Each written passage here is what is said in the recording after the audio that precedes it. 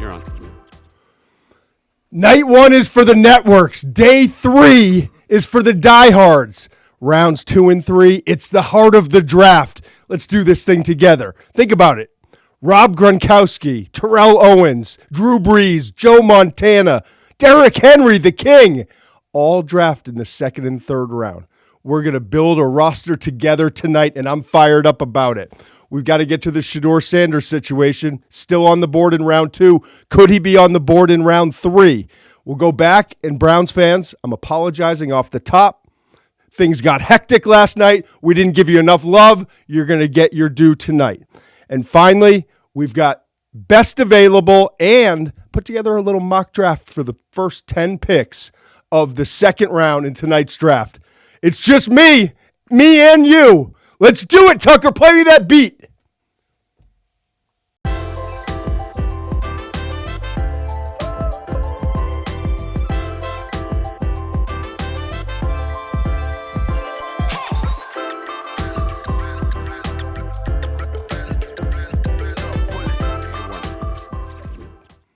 All right, we've got a lot to cover tonight. I'll start off the top. My good friend Steve Muench, not with us. Nothing's wrong. Don't get worried, Muench Mafia. Yeah, I read the comments. I know what's going on. I know how much you love Muench, and I think it's wonderful. File your complaints. I don't care. He's got other business to do. He's got other responsibilities. It's understandable. We all got to work. So he's not going to be here now. But stick with us tonight. We're going to do 30 minutes leading up to the draft. The commissioner's going to come out. It's going to be round 2, kicking things off. Then when we start the draft, I'll be here. I haven't decided how long we're going to go. Maybe it'll be because of my voice. Maybe it'll be I need a restroom break. Maybe it'll just be a perfect lull in the draft, and it's time to go sit back in the amphitheater over here in the Spotify Ringer studios and watch the rest of the night too. But then with 5 picks remaining, listen to me here, 5 picks remaining in round 3, right back in here. Live stream, second live stream tonight. We're going to review everything we saw from rounds 2 and round 3, okay? And then Muench, when he's done with his responsibilities, will come join me. We'll move my chair over. We'll put his seat right here, and we'll have some fun. So let's buckle up. We got a long night. I mentioned off the top there's a lot of players still available, okay? And this is the heart of the draft. And I'm excited to see it. Let me read you this quote. I was on a call with someone from the personnel department today, and people get excited. You know, you wake up Friday morning, you're looking at your boards, you're trying to figure out who's going to move around, who's going to be available when we pick. This is the quote that I got. This isn't normal, waking up on a Friday morning of the draft and seeing the caliber of players still on our board. And that, like every call I had today, it was something similar. And yes, some of it's due to some players dropping medically, some of it due to character issues, but also this is the heart of the draft. And I said that off the top because truly, like, we knew it wasn't the star power. There were 8 offensive linemen drafted, a couple guards drafted last night, some players that we didn't expect, maybe not a lot, but a couple were taken because they were straight down the middle. They were doubles. High character guys, maybe weren't necessarily in other drafts considered first-round talents, but let's take this guy because we know exactly what we're getting, and this is a starter's draft, okay? So with that in mind, you wake up this morning on Friday and you're an NFL team and you're like, holy smokes, there's a lot of talent still here. Maybe we need to move up in the draft. I'm looking at Cleveland at 33, Houston 34, Tennessee 35, Cleveland again 36 after making that move down from 2 to 5 to make the draft pick that they made in Mason Graham, interior defensive lineman from Michigan. So with all that said, let's take a look, first of all, at best available. These are the guys that are still on the board. When that assistant general manager I talked to said, you don't see this caliber player still on our board, we're not used to this on a Friday, these are some of the names we're talking about, okay? Will Johnson, there's a knee injury there, concern about some long-term stuff, but Will Johnson was absolutely considered one of the 20 best football players in this draft. Mike Green, he came out of the combine. He flat out said it. I've been accused twice of sexual assault. Hit it head on. And understandably, never charges against him. But understandably, teams are weary in a year where there's a lot of safe picks. Let's hit it right down the middle. Let's go 250 yards down the middle, and let's not try to rip it for 300. So Mike Green's still on the board. Edge rusher, second biggest position premium, if you will, outside of quarterback in the NFL. Then there's the guy Shedeur Sanders. We're going to get to him in a minute, trust me. I know everyone's talking about it. I warned you. I don't know why this is as big of a surprise, but we'll get into that in a little bit. Mason Taylor, tight end from LSU. Couple tight ends. Elijah Arroyo is another one. Going to come off the board, and I would guess in the top 15 to 20 picks. Some really good running backs. That's going to be a theme from rounds 2 all the way through 7. Travion Henderson is at the top of that list, okay? Jalen Noel, one of my favorite players in the draft. Iowa State, slot receiver, explosive, ran in the 4.3s. JT Tuimoloau from Ohio State. Really good, consistent, productive defensive end from Ohio State. Luther Burden, a lot of people calling him a shades of, if you will, NFL comp being Deebo Samuel coming out of Missouri. Some character issues, the reason why he's sitting there on the board right now. Nick Emanwari, safety. Remember the combine? That workout was legendary. He had 220 pounds, set the broad jump record at the combine by 4 inches. No player had ever had his vertical jump, I think it was 43 inches, over 200 pounds in combine history. He did it at 220.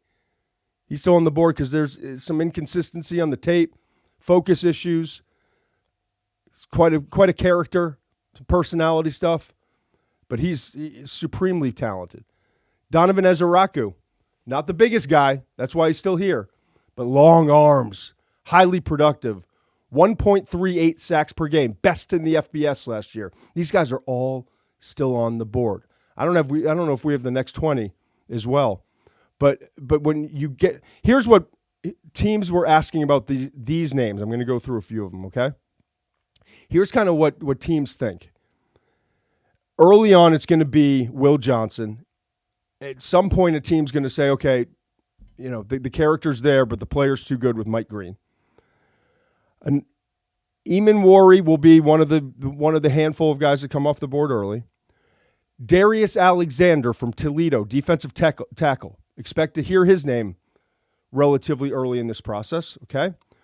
Then what teams are seeing is, man, there were a lot of offensive linemen came off the board. There's only 2 offensive tackles left, okay? 2 offensive tackles left that teams view as potential starters. They're not going to last long. Those names are Ariante Ursary and Ozzie Trapillo. Ursary from Minnesota, Trapillo from BC.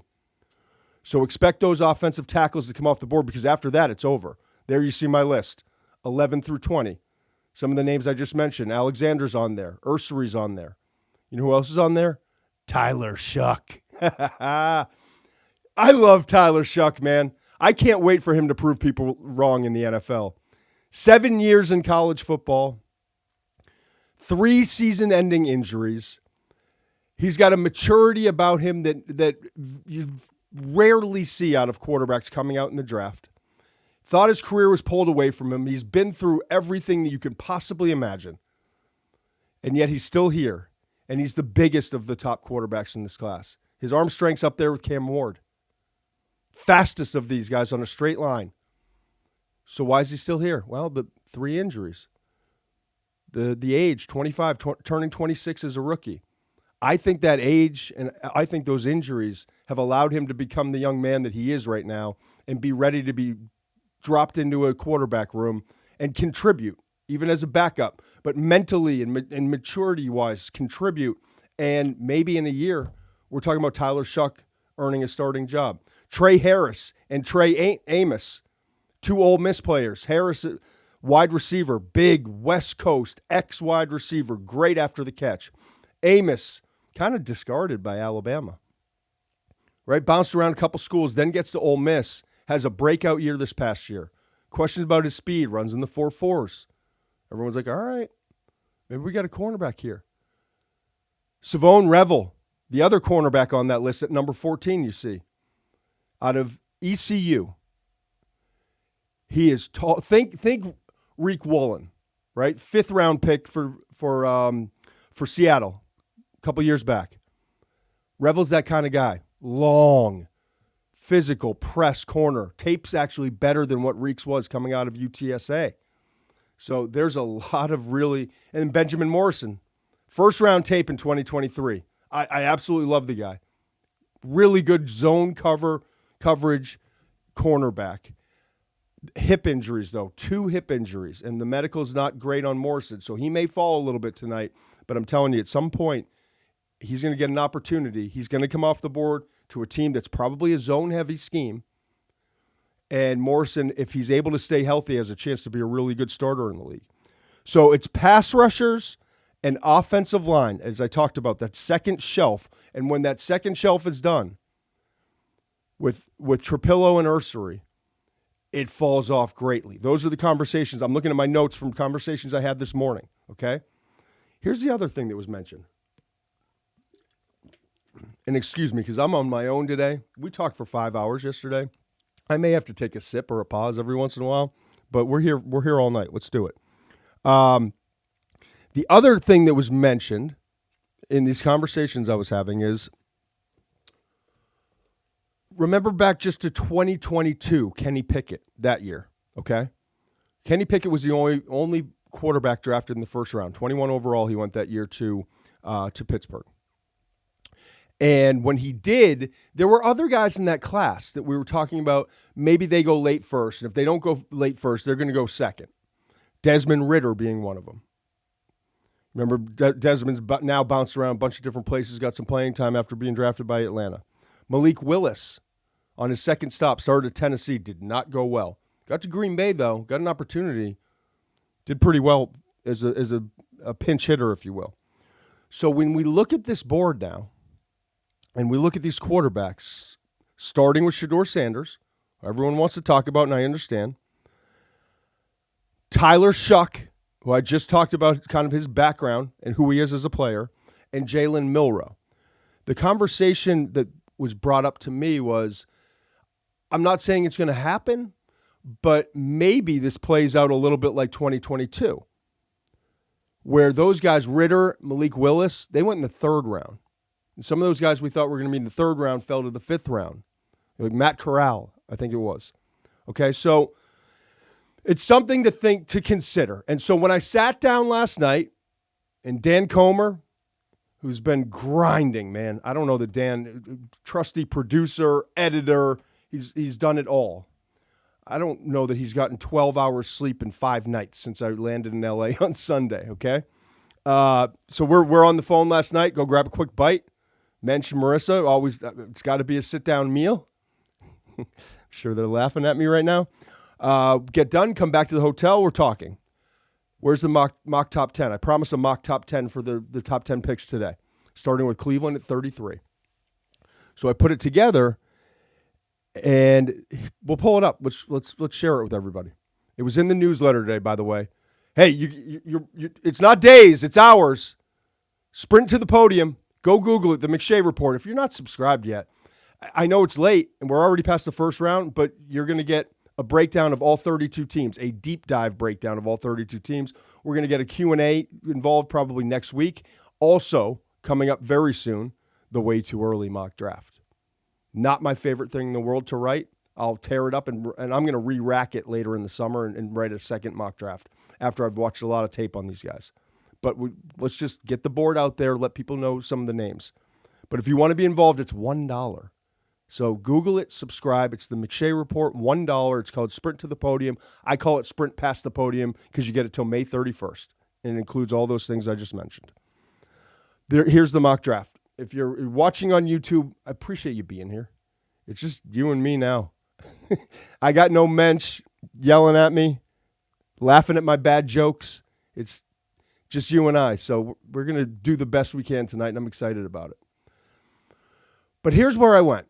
Mason Taylor. I know tight end isn't exactly the biggest need for Cleveland when you go through their needs, but Mason Taylor, the tight end from LSU, it says Miami there, no problem. Elijah Arroyo's the other tight end. He's from Miami. But Mason Taylor would make sense to me as a big weapon, okay? And someone, a really good pass catcher, who I think actually could be a better intermediate down the field weapon in the NFL than the way he was used at LSU. Then Houston, I want Travion Henderson. I think we're going to see 2 backs go in the second round, maybe 3, but I think it's going to start with Travion Henderson, who I know some teams were considering late in the first. So I don't expect him to be on the board long. Then I went for Tennessee. We know they need a weapon. They just got their trigger man, right? Cam Ward's there. Now let's bring in the Deebo Samuel from this class. Let's bring in Luther Burden. He's paid his price for some of the character stuff. Now at 35, this is a good value pick. Nick Scorton's a guy that I'm not as high on, but I know Cleveland brought him in as one of the top 30 visits. And Browns fans may be asking, or maybe they're wise to the whole game, may be asking, well, Todd, why not quarterback? We'll get to that in a little bit. But the move that was made yesterday indicates to me we're looking at 2026 for quarterback. But I'll dive in a little bit more in a second. Here's where it's interesting. And I do want to say for Cleveland, if it were to be quarterback, which would go against my train of thought, I believe, based off of intel, Tyler Shough would be the guy, not Shedeur Sanders. Okay? Las Vegas at 37. And I want to get to the FanDuel odds. They're fascinating, man. GMs look at it, try to get a feel where could players go. All my degenerate friends are calling and texting constantly. FanDuel's ready. And I love getting into it. We'll get into FanDuel in a little bit. But what's interesting, and I'll give you a kind of a preview, FanDuel is saying, and thank you, FanDuel, the lights are on in here because of your partnership with us, and we appreciate everything you do for us. And I love your app. And I love the fact that I get to send a text to Tucker. Tucker sends it on, and then I get the Todd's odds as they laugh at me. But Vegas is the odds-on favorite for FanDuel to draft Shedeur Sanders. Makes sense. Tom Brady, there's a connection there. Again, we'll come back to that. We'll get to the odds, and we'll get to Shedeur in just a little bit. Jaden Higgins, come on, man. This is a big, tall, physical receiver, gets off the press.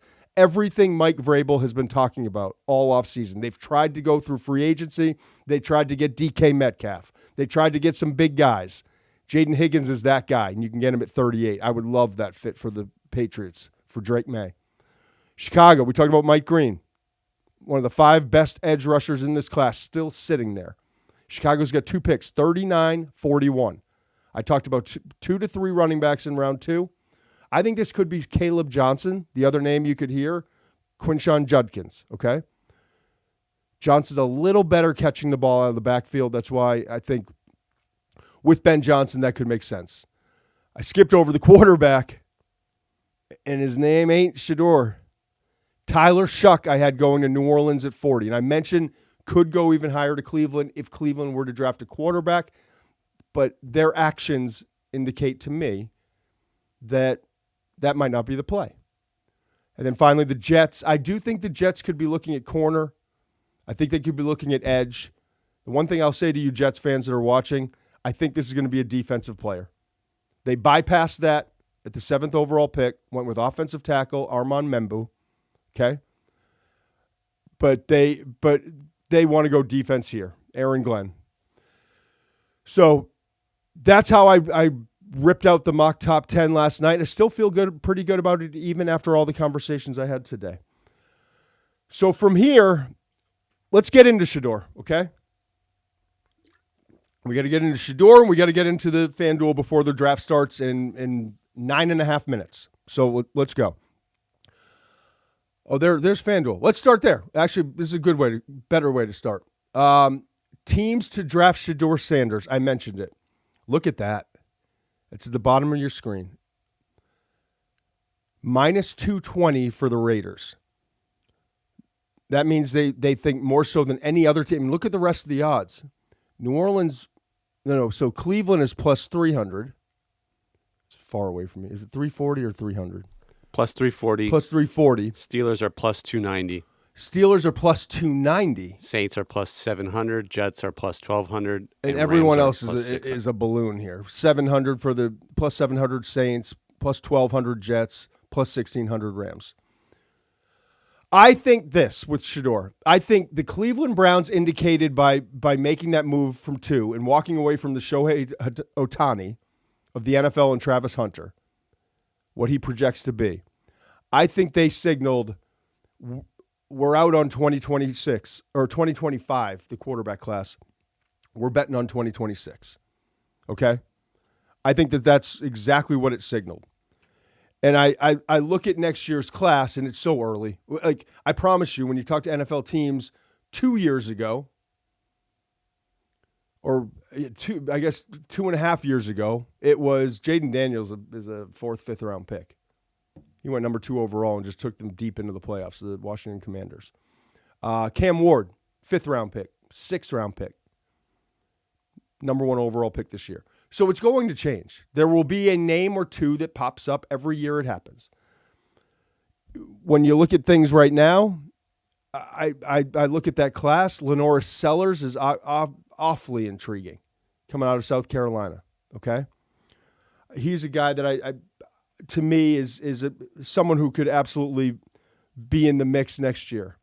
Cade Klubnik from Clemson is another guy.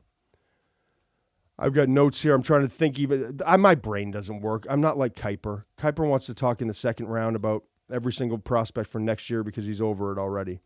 But when you look at the quarterbacks next year, those are 2 of the names.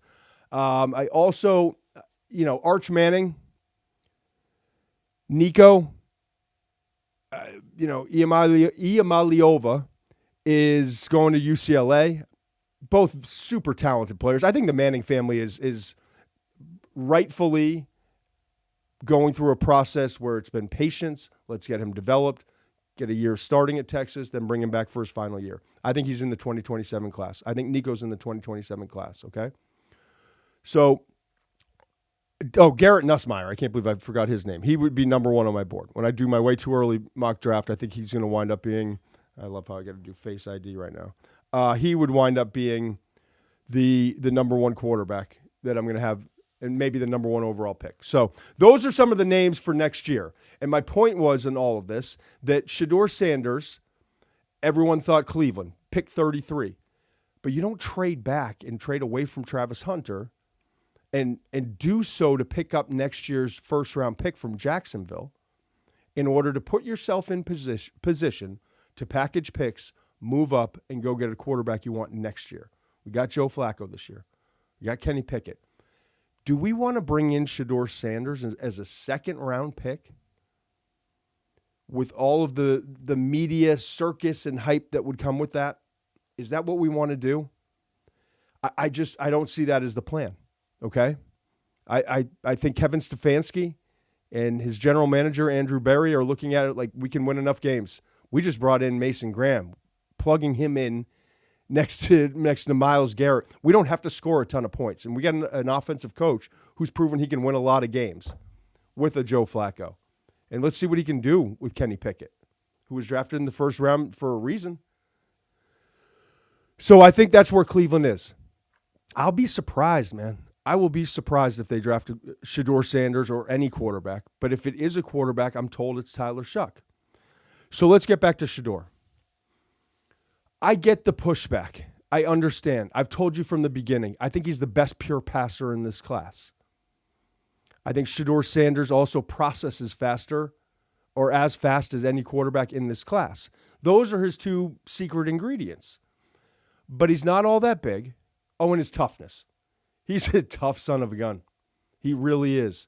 And so those 3 things are the reasons why you love Shedeur. But you also, like, the tape shows a quarterback who's drifting a lot in the pocket, bailing out, looking for gold every time he drops back rather than taking the short change and moving the chains. You see a quarterback who isn't the biggest, doesn't have the strongest arm, and is not mobile. Ironically enough, like son of Deion Sanders, he is not a fast young man. So all those kind of add up, and I want to bring you inside NFL rooms, right? What happens is with quarterbacks and quarterbacks only, you got to think about it. Like, if you're not drafting him to be a starter, then why would I use a first-round pick on him? And and I told you about 2022. And yes, there are quarterbacks that occasionally come off the board early in round 2. A lot of times, if you go back and look, if you're a round 2 guy that teams think or teams think and or are in position to take a chance on that, developing a quarterback, and maybe it's not in year 1, but our situation is that we need to take a chance on this guy. We'll let him try to start some games. If it doesn't work out, we'll be right back in the market next year. Will Levis, Tennessee. It's exactly the scenario I'm talking about. Occasionally, there are second-round prospects at the quarterback position who get drafted in the second round. Oftentimes, guys with early second-round grades go in the first round. But oftentimes, guys, with second-round, mid-second-round grades, which a lot of teams and people were warned. I've watched the coverage all morning. I see what everyone's talking about, but I don't know why everyone's so damn surprised that Shedeur's still on the board. I told you I've got a late first, early second round grade. That's what it equates to. Way more important than me. I know everyone hates anonymous scout guy this time of year, but personnel people were getting it out there almost for his protection. Like, no, the grades in the league are late first, second round. And so teams don't want to use a second round pick. It's not about Shedeur Sanders, as you see his top traits and limitations. And I had him ranked 21 overall in this class. It did not have a lot of elite talent at the top. It's interesting because Shedeur's in a situation where the commercials, the media hype, his father, the Colorado, the Buffs, everything that comes with that package actually works against him, because you like to bring in a second-round quarterback if you make that decision, and for it to be like, yep, he's going to back up, and if he has a great camp, maybe we'll give him an opportunity. But with Shedeur, it's a different animal. The coverage for across the board, nationally, it's not about Cam Ward went 1. My guy Kuiper's still losing his mind. Had him ranked 5 overall. It was not the right ranking. And I love Mel. But it was almost a disservice to Shedeur, all this hype and these conversations about him. And that's why he started to get the information. And by the way, he shrunk the pool too. I started to tell you this right after the combine. Why is he shrinking the pool? Why am I talking to an executive from 2 teams in the top 10, who, by the way, are picking again in the top 10 of round 2, that have a need at quarterback, where he went in and he didn't present himself the way that you and I would present ourselves in a job interview when we needed a job. And so this has been building, and he's been shrinking the pool with his actions. And his tape is good. It's really good. It's not great. It's not Cam Ward's tape. It's certainly not Caleb Williams' tape or Drake Mays, Jaden Daniels. Okay? So that's why Shedeur's here. And I don't want, he's a good young man. I respect the hell out of him, his toughness, how he's carried him. There's no moment that's too big for him. But it could be another long night for him if he doesn't go, and I don't think it's Cleveland, but if he doesn't go to the Raiders, I'm looking at this board at 37. I think it's 83 overall. I think it's 83 where Pittsburgh picks in the 3rd round. I'm looking it up right now just to make sure. Yep, 83 overall, 19th pick of the 3rd round. That's kind of the floor. That's where Mike Tomlin, and I don't know if they can move up and try to make sure they get him. I've heard Seattle is a possibility. Arizona is a possibility to come in as a backup. There are a couple other places that are possibilities, but if it's not 37 to the Raiders, and you saw FanDuel, they agree. If it's not 37 to the Raiders, this could be a really long night. So we're going to put the Tucker, if we don't mind, change the coverage on this TV if we can. So we're watching the draft as it goes. But we're here. And there's a lot. Oh, Browns fans, you know what? Let's get to you real quickly. It wasn't fair. It wasn't fair what happened. We had our good friend, and we're grateful to have Bill Simmons on last night and had a blast talking to him about the Patriots before the Wi-Fi cut out and life happens. I called it the Irish goodbye. But in all of that, we had to go off air for a little bit and bring him in. And when that happened, we weren't able. It's the only team out of 32 that we didn't give the proper coverage to. Okay, and so Browns fans, I want to give you your due for a minute. I talked about Mason Graham. I talked about that decision. I want to explain something. When you pass on Shohei Ohtani, you better do it for a good reason, right? And the good reason is we're looking at the future of this organization. And I respect Andrew Berry a lot for this. Andrew Berry knows he didn't make the Deshaun Watson situation happen. He didn't make that decision. And so when ownership comes out and they say, that was on us, that wasn't on Andrew Berry, it tells me that there's a mutual respect and there's a longer leash than you would think given the struggles that Cleveland's had, and deservedly so. This is a decision that Andrew Berry made for the Cleveland Browns that Browns fans should be thrilled about. Not that you passed on Travis Hunter. Who doesn't want Travis Hunter? Sensational talent. Could affect both sides of the ball. But what the Browns get is they move back 2 spots or 3 spots to number 5. They get Mason Graham, who's going to come in. And I absolutely love Mason Graham. His short arms and everything. I wrote the Picasso of hand violence and leverage. Watching his tape would make a grown defensive line coach teary-eyed. That good. Incredible instincts. Locates the ball. It's just like a step ahead. It's rare to see an interior defensive lineman with his instincts. And it's football 24/7. Think about Aaron Donald. Think about his former teammate, Hutchinson. Okay? Now, the short arms, yes. He doesn't have like Aaron Donald, Fletcher Cox-like burst. Didn't blow up the combine like those guys. Didn't actually work out. On the ground a bit too much when he's rushing the quarterback. So there are things to improve upon, but this guy is an absolute stud. And he's going to come in, and he's going to be a factor. And you know what happens there in Cleveland? Got a lot of one-on-ones because everyone's worried about Myles Garrett, and they should be. But plugging him in, that's going to make a difference. This is going to be a tough defense to score on. And that plays in, like Stefanski will coach him up. Stefanski's system is outstanding. They'll get their points this year. They're not having to deal with the Deshaun stuff anymore. That's behind them. And that's a great thing.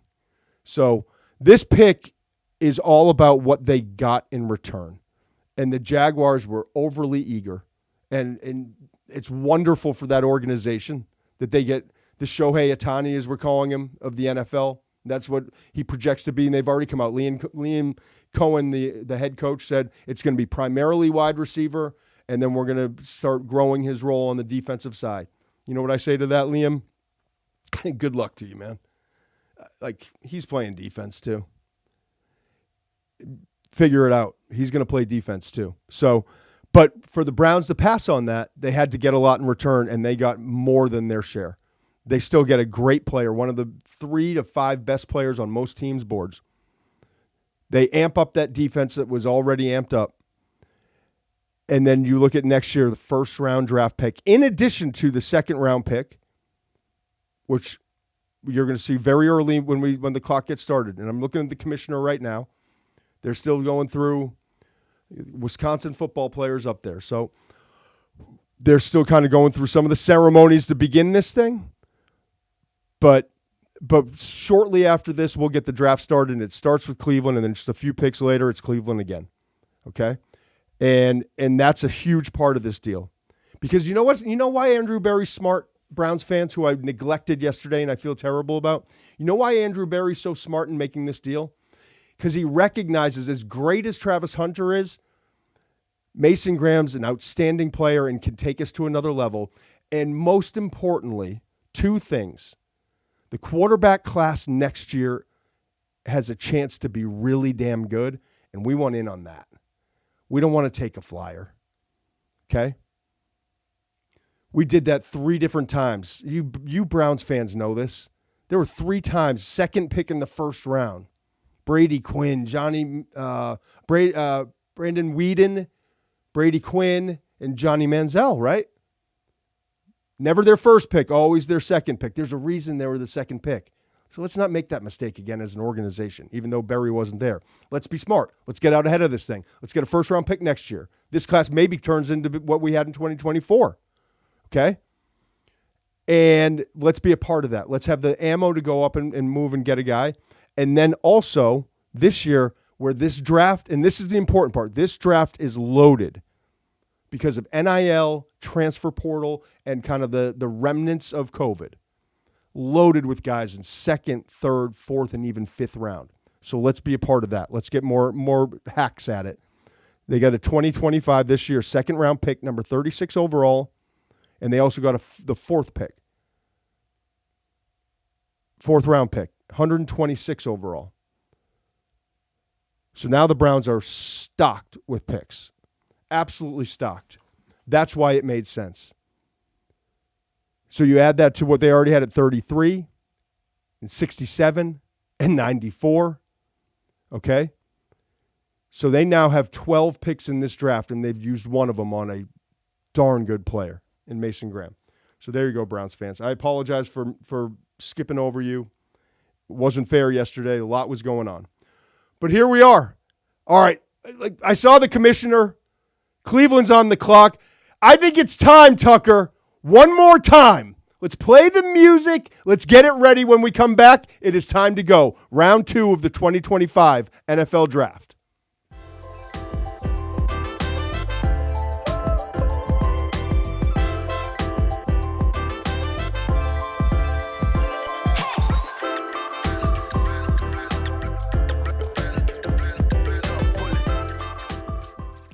Here we are. It's the start, round 2. I told you, this group is loaded today. That's all people in the NFL, when I was having my calls, all they could talk about was how loaded this group is, okay? Some of them were talking about the Falcons got fleeced. How could they give up all those picks? The Rams get 46. The Rams get 242 in the seventh round. Rams get a first-round pick next year. But the Falcons needed those edge rushers, and they got 2 of them. But most people wanted to talk about, in the league, the fact that this board is richer, if you will, than we typically ever see. I've got my top 300 in hand. You got look at all this stuff. It's an absolute mess. I don't even need these notes. Let's get rid of these notes, right? And here we go. I've got my team needs, draft picks, GMs, head coaches, coordinators. I got my top 300. Which they'll keep behind the window. The Wizard of Oz back there, Tucker. We'll keep and Dan and everybody else who's working on this, Riley. We'll keep the best players available going. I don't know how long we're going to stay. And if you're just joining us now, I'm sorry. Muench's Mafia. Steve's not here. Steve's got other duties, NFL draft related. He'll be with us tonight. We're gonna hang here as long as we can, as long as my voice holds up, as long as things are really interesting, and eventually, I said I show till Shough. I think I want to do a show till Shough. Now I'm worried if Shough falls to the third round, like some people in the league think that these quarterbacks could fall to the third round. I don't think it's going to happen. It could be a long night for my voice and my bladder, but we're here and I'm fired up, and we'll go as long as it feels right. And if everyone's involved and excited, we're going to get to some of the questions. I'll pull up this screen somewhere. We'll get the YouTube going. Appreciate everyone who's here on YouTube. But the pick is in for the Cleveland Browns, and we're going to follow it all night. The first pick for the Browns is Mason Graham, as we talked about. I better have my trusty pen somewhere. There it is. We'll get ready to cross things off the board and get everyone caught up. Cleveland Browns make the selection. Oh, Carson Schlesinger. Interesting by the Cleveland Browns. Carson Schlesinger, what a story. He joined UCLA as a walk-on. Okay, folks? A walk-on. And as a former walk-on, I've got an affinity for these guys. Okay? Didn't play hardly at all. Played in 38 games in 4 seasons at UCLA. But all 10 of his starts came in 2024. He was a backup. He was a walk-on. You know what walk-ons do? I can tell you firsthand. They get their ass kicked every day in practice. They call you preferred walk-ons. I used to joke it's preferred because they prefer beating your brains in over someone they're paying and invested a scholarship in. And so he redshirts in 2021, barely plays, like some special team stuff, 2022 and 2023. Get this. Schlesinger gets his first career start, Game 3 of this past season. Game 3. He didn't even enter the season as a starter, folks. He played so well in those 10 games, in those 10 starts that he got. He was named a Butkus Award finalist for one of the best linebackers in the entire country. And now he's the first draft pick of the second round of the 2025 NFL draft. How can you not get excited about this story, right? And so you look back, 10 starts, he had 132 tackles, 8.5 tackles for loss, 4 sacks, 3 pass breakups, 2 interceptions, a forced fumble. This guy's everywhere. He is like, here's the deal with him. He's not old school. He's not one of those take on, just beat up a fullback. We barely have fullbacks left in the league. But what he does so well, his instincts are the rarest of the rare, which is fascinating to me. How do you develop these instincts on scout team as a backup? Because he has like quarterback type instincts as a linebacker. He reads things. No misdirection is going to fool him. Pass drops, he's in there. He's really good in coverage. So the 2 things he does well is he's got great instincts and he's going to be a step ahead.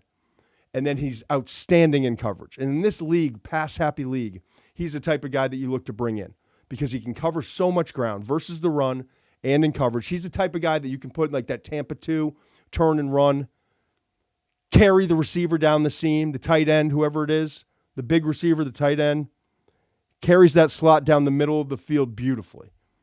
So for me, with this system, right,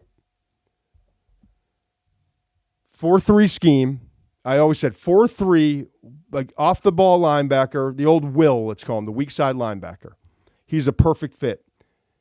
And so now you look at Mason Graham and with Jeremiah Owusu-Koramoah.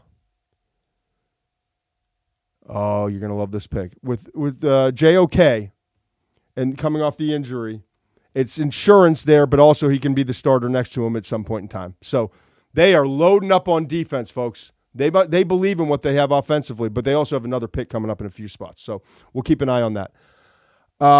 What I'm most intrigued in now is this next pick. Here's a play. Jaden Higgins, I bet you the Patriots draft room is not thrilled right now because I thought Jaden Higgins was going to be the perfect fit for the New England Patriots with Mike Vrabel. I told you in that top 10, the mock draft top 10, okay?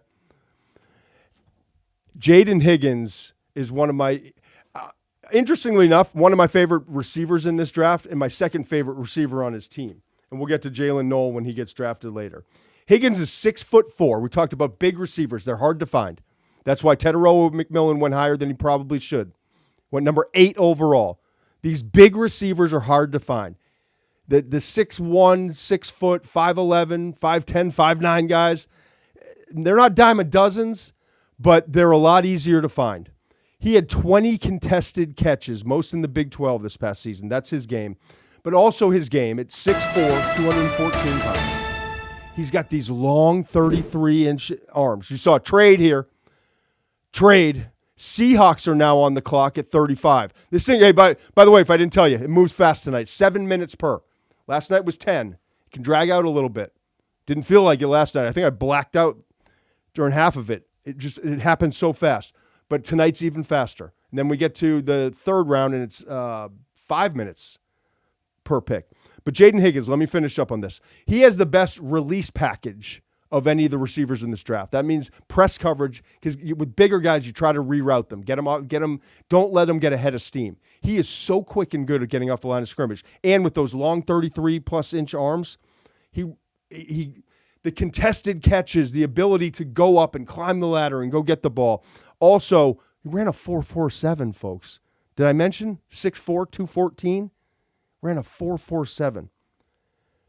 That's a great pick. You put him with Houston opposite, there goes my pen, Nico Collins, okay? With C.J. Stroud, all of a sudden you've got some wide receivers.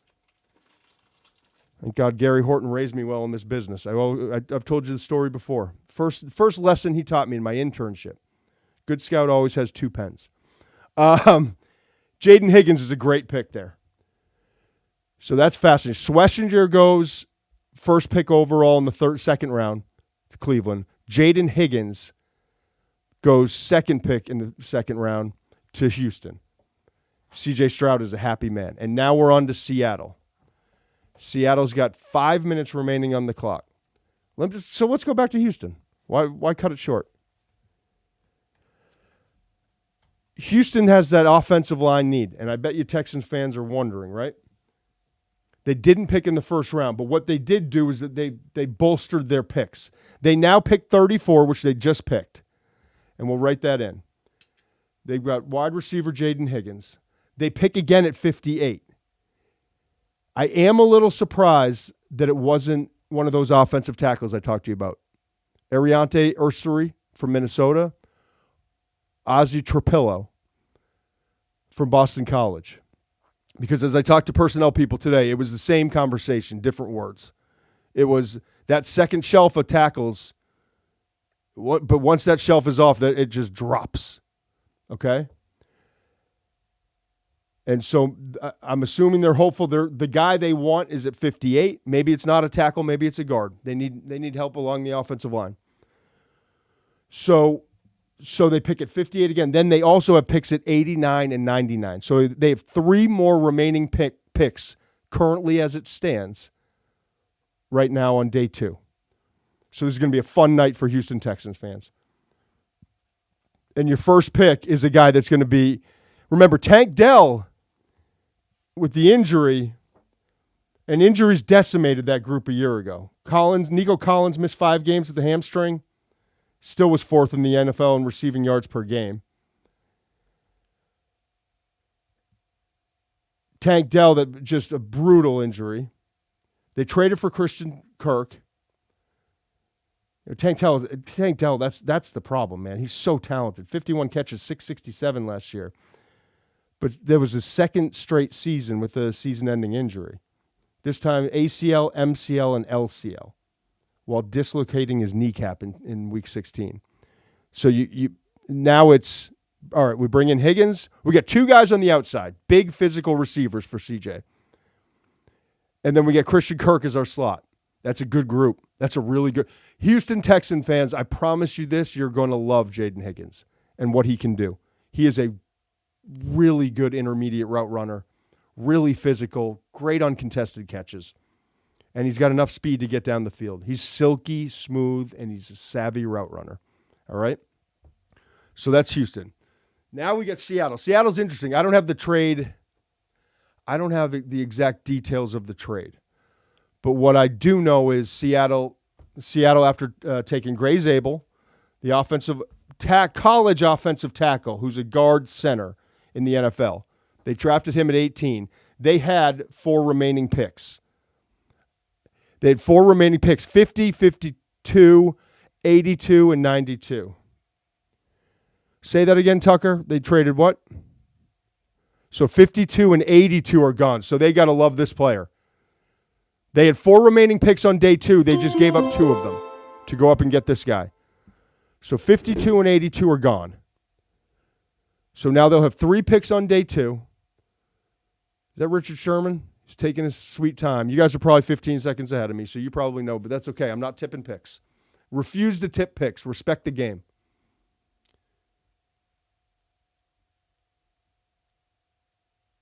Nicky Minwari. That makes all the sense in the world.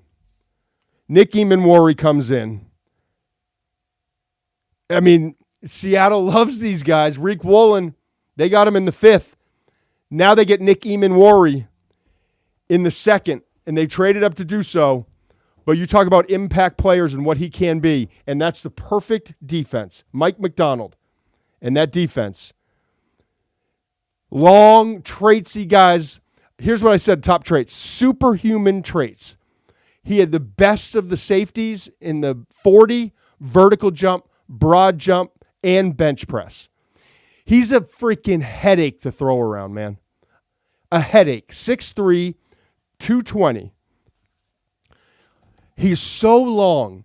I see quarterbacks that almost have to alter the trajectory of throws around him. 32.5-inch arm length at already 6'3". and 220 pounds. And I want to go back to this workout he had at the combine because his tape's really good.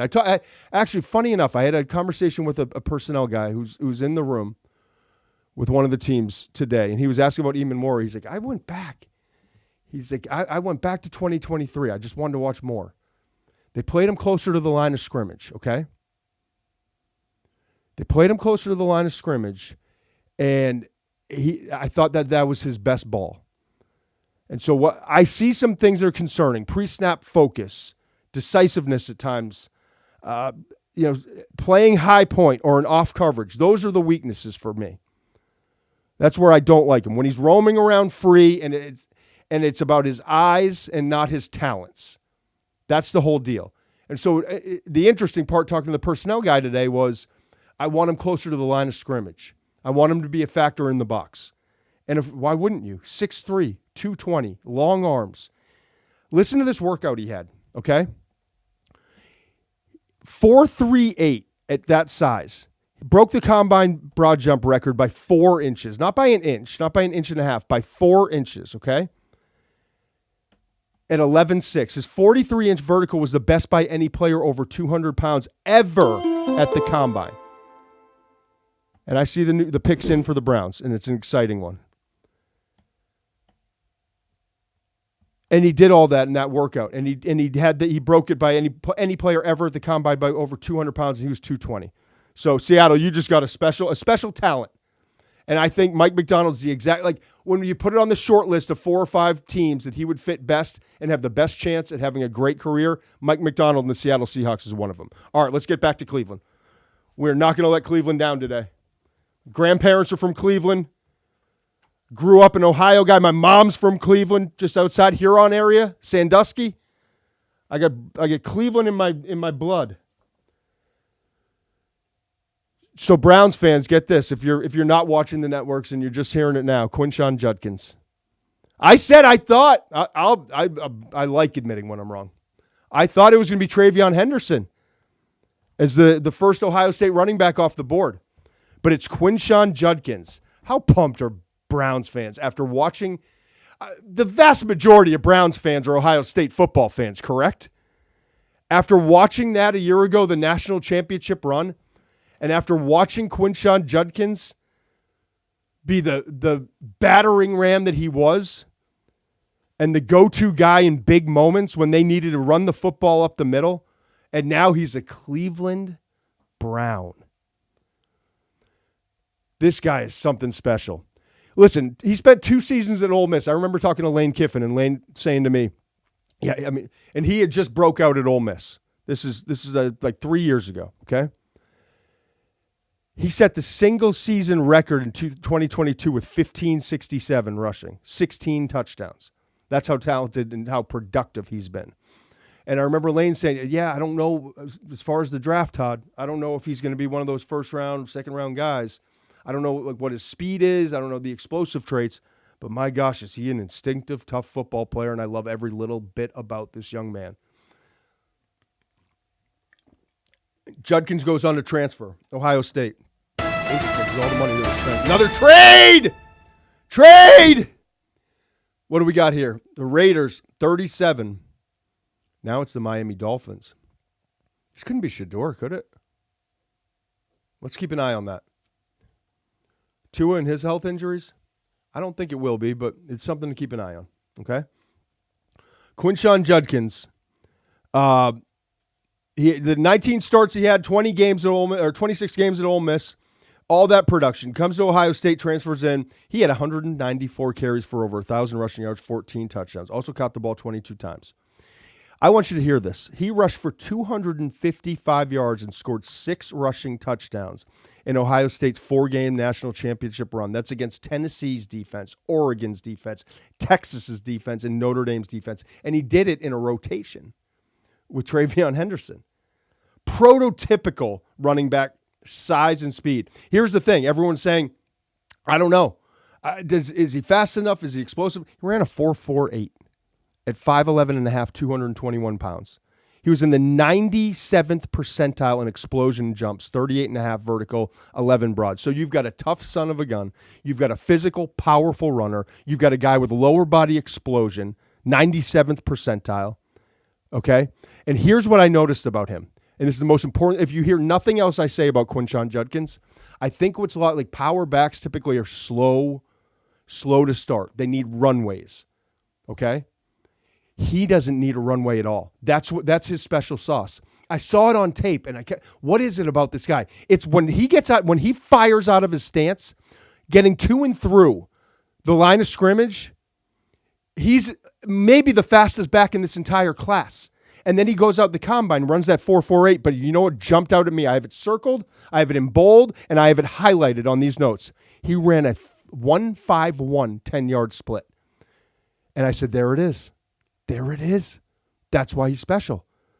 Because that big body guy who's powerful and all those things, 221 pounds, was the second fastest 10-yard split of all these great running backs. Record-setting running backs this year's class was. Average 4.48 in the 40-yard dash. And Quinshon Judkins, not 205 like Henderson, who ran a 1.52. Not like 200 in that range. 221 ran a 1.51. This guy's going to be awesome. Not great catching the ball, but not a liability. And by the way, he and his buddy Travion Henderson, it's like watching Zeke Elliott back in the day. The ability to block with just tenacity, he's going to be great on every down back for Cleveland. And with Jerome Ford and Pierre Strong, it's his backfield now, man. That's awesome for Cleveland fans. All right, next up, we have talked about the trade. I said that's a dark horse for Shedeur, but I didn't think it was the case, and it wasn't. Big Jonah. Everyone calls him Big Jonah. I'm going with it. Savianei. I think that's close. I practiced it. But Big Jonah is what we're going to say. He is a right tackle coming out of Arizona in college. And what you love about him is his versatility. And you look at Miami's situation and the Dolphins. And I said before there are two tackles. This is going to be a guard. I think he can play in a pinch at tackle, but I think this is going to be a guard. And Miami is looking at this and saying we've got a need there. But Big Jonah, and I've got him in with the guards right here because I really believe that he's going to make that transition. Outside of Gray Zabel, Tyler Booker, Donovan Jackson, he's right here in my list. Next up, okay? And I said you got to find Teron Armstead's replacement. Got to find Jalen Ramsey's replacement. Hasn't happened yet. They went defensive tackle, remember that first pick. And so now you look at it, they had to address the offensive line. I don't think it's for Armstead's replacement here. He is not a left tackle in the NFL. But what he is a really good guard, okay? And Big Jonah at 6'4", 325 pounds. He's like what is it, SpongeBob SquarePants, something like that? He's like a square, like a rectangle, I should say, of a human being. He's like this tall rectangle, almost 34-inch arm length, which is actually long this year in this class. Their arm lengths were messed up at the combine. So he's probably in real life over 34-inch arm length, which is tackle. But the number one thing I had highlighted in my notes, love his versatility. Remember, this is a Miami offensive line that's kind of a mess. Offensive guard is needed. Right tackle is needed. They're hoping that their second-round pick a year ago, Patrick Paul, is able to take over that left tackle spot and do a good enough job to hold it down with Armstead now retiring. But the answer is not Austin Jackson, unfortunately, Miami fans, the former 2020 first-round draft pick at right tackle. So now he comes in, he's got an opportunity to start at the right tackle spot, earn that spot, or you kick him inside to guard because guard is just as big a need as right tackle. And Big Jonah, 6'4", 324 pounds with those long arms, he ran a sub-5-second 40. And people are probably like, yeah, so? It's weirdly enough, these big guys, these 310, 315-plus pound offensive tackles that run sub-540s, it's one of the best indicators or correlations, if you will, to NFL success is when an offensive lineman this size runs a sub-5-second 40, and he ran a 4.95. And I told you the versatility. Let me break it down for you. He started 5 games at left tackle, 16 games at right tackle, 15 games at right guard. I mean, it's perfect for Miami. I don't know that you had to trade up for him. That surprised me. But Chris Greer saw it, and he saw the concern. Maybe it's because the Patriots are sitting there. Maybe it's because the Chicago Bears were up ahead of him. Okay? And he might have been worried. They were sitting back where? Miami was at 48. Yeah, I mean, look at these teams that need offensive tackles, right? I know New Orleans took care of that with their 9th overall pick and Kelvin Banks. Chicago did not, if they're going to go offensive line. The Jets took care of it. San Francisco, that's a team that they were worried about. Dallas, although they went offensive line. The Colts, like all these teams ahead of them. They knew they had to get up there. The Patriots obviously won offensive tackle, but they're capable of taking another offensive lineman. So Big Jonah, he really looked good and natural at guard when he played there at the Senior Bowl. I think that's going to be his position, but he'll get a shot at right tackle. And he was the 3rd fastest of those offensive tackles, and I told you how important that is, sub-5, behind, guess who? Will Campbell and Armand Membu, both of which were top 10 picks in this draft. So I like the pick. I like the pick for Miami. I don't know you had to give away that much to go get him. Maybe it's Trapillo. Maybe it's Ursery, but they love him, and they got their guy. And so that's the deal for Miami, and we'll find out later. We'll break just a reminder for everyone following along. We'll break down everything, all the picks from day 2. 2nd round picks, 3rd round picks. We'll break down all of those picks. With 5 picks remaining, we're coming back tonight. 5 picks remaining. And so we're going to be here. Mench will join me. It'll be Mench and I after the 3rd round's over, when his responsibilities are done, okay? And we'll be here, and we'll do a review show live for about 45, 50 minutes, an hour, whatever it takes. And then you can watch it, obviously, overnight and in the morning as you get ready for day 3 of the draft. And we'll get to all the breakdowns of some of the trades and what teams gave up. And most importantly, what did you wind up landing? If you're a fan of a team, what did you wind up landing on day 2, okay? All right, Patriots pick. Apparently it's in. I don't see it yet. We'll wait for it to be made by the networks. We're not tipping picks, I told you. We're just not going to do it. Patriots need wide receiver help badly. But their guy, I think, Jaden Higgins, was already taken off the board. Be very interested to see where New England goes with this pick. You look at their needs. They got their offensive tackle in Will Campbell, wide receiver, interior defensive line. Christian Barmore coming off with the blood clots, a little bit of concern there. I know, obviously, New England got the number 1 defensive tackle in this year's free agency group with Milton Williams coming from Philadelphia. Man, these picks, the commissioner really... Oh! Travion Henderson. I love that pick for the Patriots. Holy smokes. I said I thought he'd be the first back off the board. I also said, because I know that there are teams in the NFL that were considering him late in the 1st. I know that there are teams right now, Chicago Bears probably pissed, because that is a perfect Ben Johnson running back. He is Travion Henderson. He will be for the Patriots. I'm not saying quite to the level. Jahmyr Gibbs, special. 12th pick. I heard my good friend Joe Douglas yesterday. I saw a clip overnight talking about Jahmyr Gibbs, how the Jets were going to draft him when he was sitting in that chair as general manager. Just a couple picks later, but in the Aaron Rodgers trade, they had to flip-flop picks. He was back at 15, I think it was. They took Will McDonald. Don't regret that pick. Turned out to be outstanding. However, the guy that they really wanted was Jahmyr Gibbs, and Detroit took him a couple picks earlier. This is who Jahmyr Gibbs can be. Maybe just a little notch below. And Travion Henderson, here's the deal. I was starting to get sour on Travion Henderson because when you look at his career, okay? Load management for durability and late season fresh legs is going to be critical for this guy.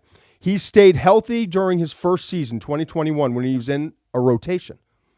And he stayed healthy in 2024 and had his best year in a rotation with the guy we just saw drafted, two picks earlier. The Ohio State running backs go 36 and 38 overall. Travion Henderson stayed healthy this past year and was awesome late. Remember that long touchdown run against, was it Texas on the screen pass? It's like 70 yards. That was Henderson. But in a rotation, he was limited to 185 carries in that 2021 season. This past year, Chip Kelly, Ryan Day were smart. Let's get Quinshon Judkins in here. Let him handle the pounding, the bruising. Let Travion be Travion. Let's get him involved in the passing game. Change of pace back. He's so explosive. 4.43, 5'10", 202 pounds, 4.43. He's an absolute burner. Okay? And so the 2 years in between when he was elevated to be the guy and was carrying the load, couldn't stay healthy. All right? But you combine the last 2 years of production at Ohio State for him, he had almost 2,000 rushing yards, 300 carries, averaged 6.5 a carry, 21 rushing touchdowns. Also averaged 11.2 average as a receiver at the running back position is outstanding. Normally running backs is like 7.6, 8.4. 11.2 shows you the explosiveness. Then he goes to the combine. Runs the 4.43 at the combine. Also, lower body explosion. Tied for fourth in that awesome running back group that I've told you about. 38.5-inch vertical. Tied for sixth, 10.8 broad. Much more effective in a physical, behind a physical kind of that gap blocking, but experienced and effective in both. I wrote in my notes, his feet are so damn quick. He's just ultra light on his feet. Here's what he does. He explodes not quite as fast, just a tick below Quinshon out of his stance to the line of scrimmage. But then he's got this little shuffle slide. And what separates him from a lot of backs is when they shuffle slide, takes him a split second to get going again. He doesn't. It's all seamless. It's like, okay? And then the blocking, when you're not using him as a receiver, and they're going to use him a lot with Drake May. They're going to use Travion Henderson a lot with Drake May as a receiver out of the backfield. But you can't tip it, right? You can't tip your hand. And so you've got to make sure that when he's in there and he has to pass protect, and the protection changes because of what Drake May sees at the line of scrimmage, he's got to be capable, or else we can't play him as much as we want. And this guy reminds me of Zeke Elliott. I told you both of these guys. But he is more accomplished, I'd say, as a run blocker now, but you should see the hit reel for him as a blocker. It's awesome. I just love this guy's competitive grit. Same for Judkins. So explosive catching the ball. And by the way, you know how many times he fumbled? 171 touches in 2024. You know how many times he fumbled? 0. 666 carries or touches during his career. You know how many times he fumbled? Once. So you trust him. He can protect. He's an absolute weapon in the passing game and has a change of pace back. And New England, look at their running backs, right? Underwhelming to say the least. Ramondre Stevenson, Antonio Gibson. That just elevated. So now you got your left tackle and Will Campbell, and now you got Travion Henderson. Things are looking up for that New England offense. Chicago Bears, pick is in, Luther Burden. I love that. Woo! Bears fans! Bears fans! It wasn't Ashton Ginty with the first pick, but I told you you were going to love how things shake out in the first 2 nights of the draft. I'm going to protect this voice. Who cares? Luther Burden in tears right now. Family holding him. Waited longer than he wanted to. Look at his traits here. Debo-like versatile weapon. Run after catch, vision, burst, shake, and strength. Suddenness and body control to separate. He's going to have to learn routes a little bit better, okay? Is he just a slot or can he be an outside receiver? That's one of the questions. Inconsistent tracker of the football down the field. This guy absolutely has room to grow in his game, okay? But what he can do that a lot of guys can't do, and you see there, the practice habits, distractions, etc. That's why he's still here. I promise you, folks, he's one of the 20 to 25 most talented players in this class. And so some of the externals, as we like to call them, caused him to be sitting here for the Bears at 39. But it probably will wind up being the best thing that ever happened to this young man if he can get away from, because he grew up in that Missouri area, in Missouri. I think St. Louis is where he grew up. Played school there in Missouri. And now he gets to go not that far away, but go to Chicago, start his professional career. And if he can get on track with Colston Loveland, the tight end they just brought in, I want you to think about this, Bears fans. That's why I scream Bears fans all the time. This whole week, I knew something special was going to happen, and this is special. Luther Burden, I'm writing it down. Now you've got the mad scientist in the lab. You've got this quarterback that is wounded, but is supremely talented. You're going to get him on schedule. You're going to get his mind right. You're going to protect him. We brought in Joe Tooney. We brought in Drew Dahlman. We brought in Jonah Jackson. Interior offensive line is set. You're hoping that Braxton Jones elevates a little bit at that left tackle spot. He's not been horrible, but he can be a little bit better, and they're expecting him to. And now you've got DJ Moore, who we talked about. DJ Moore, man, for all the bad body language and some of the things, DJ Moore still put up some numbers, and that offense was struggling last year. 98 catches, okay? And then you also, Keenan Allen's out of town, but you got Roma Dunze, who you drafted last year. What was it, number 9 overall, I believe. And Dunze is going to elevate his game. And now Burden comes in, and you don't have to trust him as a route runner. You don't have to trust him down the field. You've got a guy in Ben Johnson who can get him the ball and be creative. Think about all the creative, almost borderline insane things that Ben Johnson did offensively with the Detroit Lions. And now he's your coach. Now he's drawing up the plays. Now he's calling the plays. Now he's getting your quarterback right. And Ryan Poles, the GM, and Ian Cunningham, who's the best assistant GM, have gone out and given this man weapons. Let's get him weapons. And we didn't take Tyler Warren because we wanted Colston Loveland. You know why? Because he's more he spread out and as a big slot. He's more of a weapon than Tyler Warren. They're different kinds of weapons, but separating the ability to create, those are two big-time difference makers that you get now with your first 2 picks at 10 overall and 39 overall. And by the way, I'm going to be screaming Bears fans in about 8 minutes because the Bears are back on the clock at 41. And you know what the Bears haven't gotten yet? And I'm telling you, I bet you Travion Henderson was the pick. And it's not at all a downgrade to get Luther Burden. But I would, they'll never admit it, but I bet the truth serum, if it were to come out, is that Travion Henderson would have been the pick there because DeAndre Swift, that signing didn't turn out great. He was 31st among running backs in rushing yards with 150 carries. It was actually 36th. So when you look at that, like running back is still in the, oh! We'll get back to you, Bears fans. You're on the clock next. The mock draft, the mock top 10, the flash mock. We called it. And I had a feeling. This was all along a Kellen Moore, New Orleans Saints. It was Jackson Dart, Tyler Shough. It was not a Shedeur Sanders team because of Kellen Moore and what he's looking for in that position. Hey, I'm an undersized quarterback who didn't have the greatest arm and wasn't overly mobile. That's why I was a walk-on at Richmond. And while we have a great appreciation for our kind, we have a fascination with guys like Tyler Shough. Okay? Guys that can put the ball in places that we couldn't put it.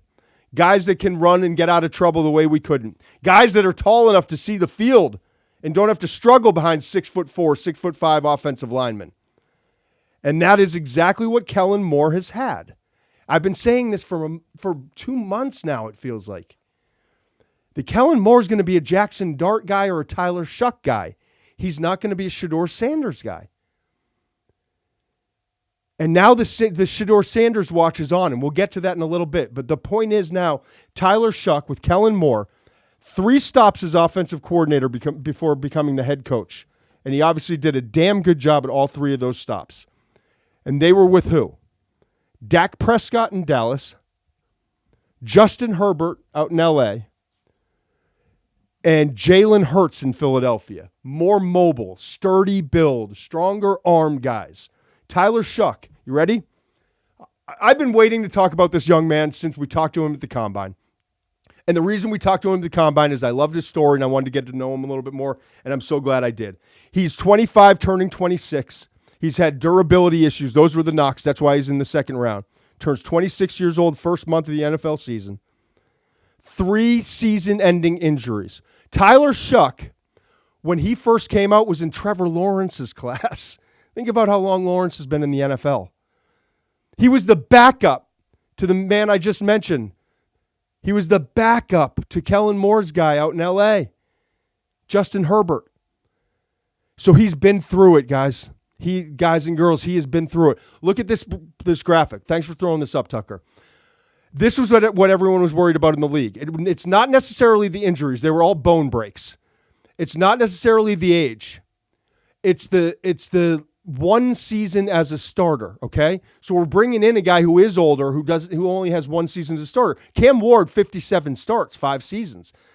Shedeur Sanders, 4 seasons, 50 starts. Dart, 38 starts. Milroe, 27 starts, 4 seasons. Shough, in 7 seasons, only had 24 starts. But you get to know this young man, and it's not just me. I didn't just fall in love with the guy and what he's been through. Everyone in the league I talked to had an appreciation.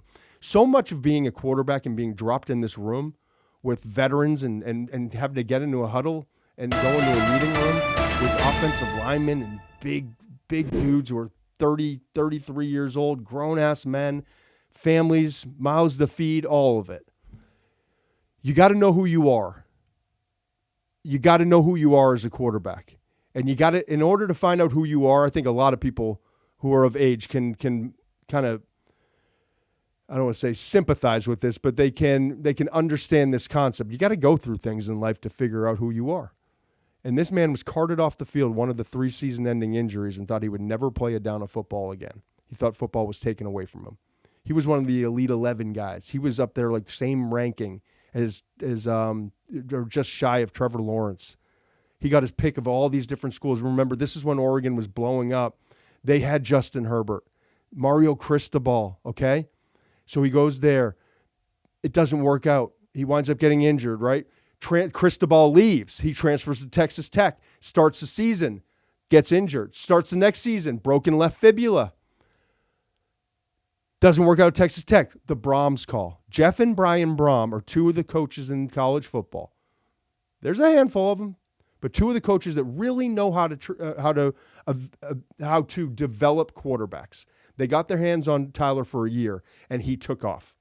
Outstanding. Look, let's look at the traits. Biggest and fastest of the top 4 quarterbacks. Ball placement is really good from the pocket and off script. And this guy flicks his wrist. It's like, and the energy coming off this ball. He's also, as I just told you, the backstory, most mature, battle-tested in the class. Yes, the age, durability. He can be a little streaky. He's got some stuff to work out in the red zone with his issues. But what better spot, New Orleans, with Kellen Moore? I don't know, man. This guy might be starting week 1. I'm telling you. I said back in January after we met with him, I think he's the most NFL ready of the quarterbacks. And he's probably the second most gifted behind Cam Ward. And you combine those 2 things, he just hasn't had the starts. He hasn't had the opportunity. But he was ranked that high with Trevor Lawrence, supposed to be Justin Herbert's heir apparent. Had an awesome year this year, carried Louisville. 6'5", 219 pounds, ran a 4.63. He's different. And you're going to get, hey, Saints fans, you're going to get to know this young man, and you're going to see there's some magic in his game. There's some maturity between his ears and in his soul, if you will. I think he's got a chance with the Derek Carr situation's ugly. There's some stuff that, I'm not a reporter. You can get it from other places. That thing's tricky. I don't know how that's going to end. And you look at that. I mean, traits-wise, it's not even close with Spencer Rattler. Spencer Rattler was a 5th-round pick for a reason. Tyler Shough, with just one full year as a starting quarterback, is now the 40th overall pick in this draft for a reason. I promise you this. He had another season at Louisville, and he didn't have the 3 injuries, and he wasn't 26. We would have been talking about, where's he going? Cleveland? Is Cleveland going to pass on him? Is he going to go? Is it one spot down? Is it the Giants? Is he going with Brian Daboll? Now he goes 40 overall. I love that pick. I love that pick for New Orleans, and most importantly, I love that pick for Tyler Shough. TJ Sanders off the board. Oh, it must have been a trade, huh? Bears fans. I didn't get to yell Bears fans again, but I can yell trade. TJ Sanders. Mensch, this is what happens when you go sit in the auditorium not the auditorium. What is that? Where is he sitting? In the screening room. He's got other work to do. We love Mensch. Mensch is Mafia. Tell Mensch how much you love him if you're out there. How much you wish he was here. We got to get that done. TJ Sanders, South Carolina, interior defensive lineman. TJ Sanders is one of Mensch's favorite players in the draft. And I like him too. There's a lot to like. This Bills team, you look at what the Buffalo Bills are doing, right? And you look at that first round pick at the cornerback position. And now they go defensive tackle. Maxwell Harrison's their first pick at 30. And now they go TJ Sanders. You got to stay with me here as I'm writing everything down. I got to keep up too. TJ Sanders, and this is a team outside of cornerback I felt like they could go where they wanted to go. And a lot of people were mocking defensive tackle or interior defensive lineman to them. You know, the beauty is this defensive line group was 6th in pass rush win rate, 8th best pressure percentage last year. And now they bring in, and obviously there's been some transition, but they bring in, next to Ed Oliver, TJ Sanders. Wow. TJ Sanders is a 3 technique. What does that mean? He lines up on the outside shoulder of the guard in that gap. And his job is to penetrate and disrupt. And when he gets back there to disrupt, locate the ball and go get it. Okay? He was a 4-year player at South Carolina. Didn't play much 2021, 2022. During his final 2 seasons, 25 games, 16 starts. They rotated guys. It was weird. Like even their best players wouldn't start, but they'd be in 3 plays later. 93 tackles the last 2 years as a defensive tackle, 16.5 for loss, 8.5 sacks, and 5 pass breakups. He's 6'4", just shy of 6'4", 297 pounds, got long 33-plus inch arms, big mitts, 10 and a quarter inch mitts. Versus the run, just like I said, the first step quickness, active, get him up the field, disrupt. He's at his best when you can keep him on the move and utilize that athleticism that he has. All right? He played a lot of one technique, which means over the nose tackle too. And who knows, maybe that's how they're going to use him. With Daquan Jones there next to Ed Oliver. We'll see how they utilize him. And ultimately, the rotation just got deeper, and the starting tandem, if Sanders is ready to start right away, which I think he could be, just got better. His twitch and his quick hands are what jumped out to me. All right? It allows, like, how quick he is. He's always advancing his rush. When I was watching him as a pass rusher, the notes I was jotting down, his feet and his hands are always, and it's like, as he's moving, it's like a sewing machine, but he's always advancing. Some guys are doing that and they're not going anywhere. It's like, what's the purpose? He's always advancing his rush. He's a pain in the ass for an offensive guard to deal with because you're constantly having to reshuffle your hands and set, right? And so Sanders, I like this pick a lot. It's a value pick. He was always going to go in the second round. Look at my board right now. What was 41st overall pick? Sanders was up there, and one of these guys I knew was going to come off the board. I had 53 overall, but honestly, when you get to this range, outside of the Will Johnson and Mike Green, who are injury and character respectively are the reasons that they fall, to me, this is exactly where he was going to wind up going, this range of the draft.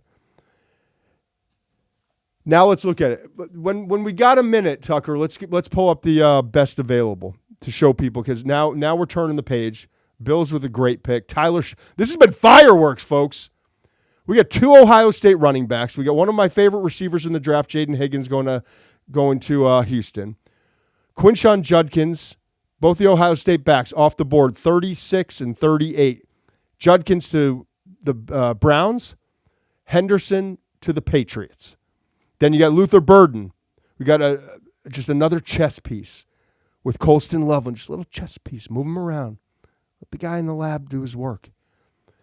Tyler Shough, like easily my favorite person to talk to so far, the player to talk to in this draft. And just like I love his story and what he's been through. Perseverance, man.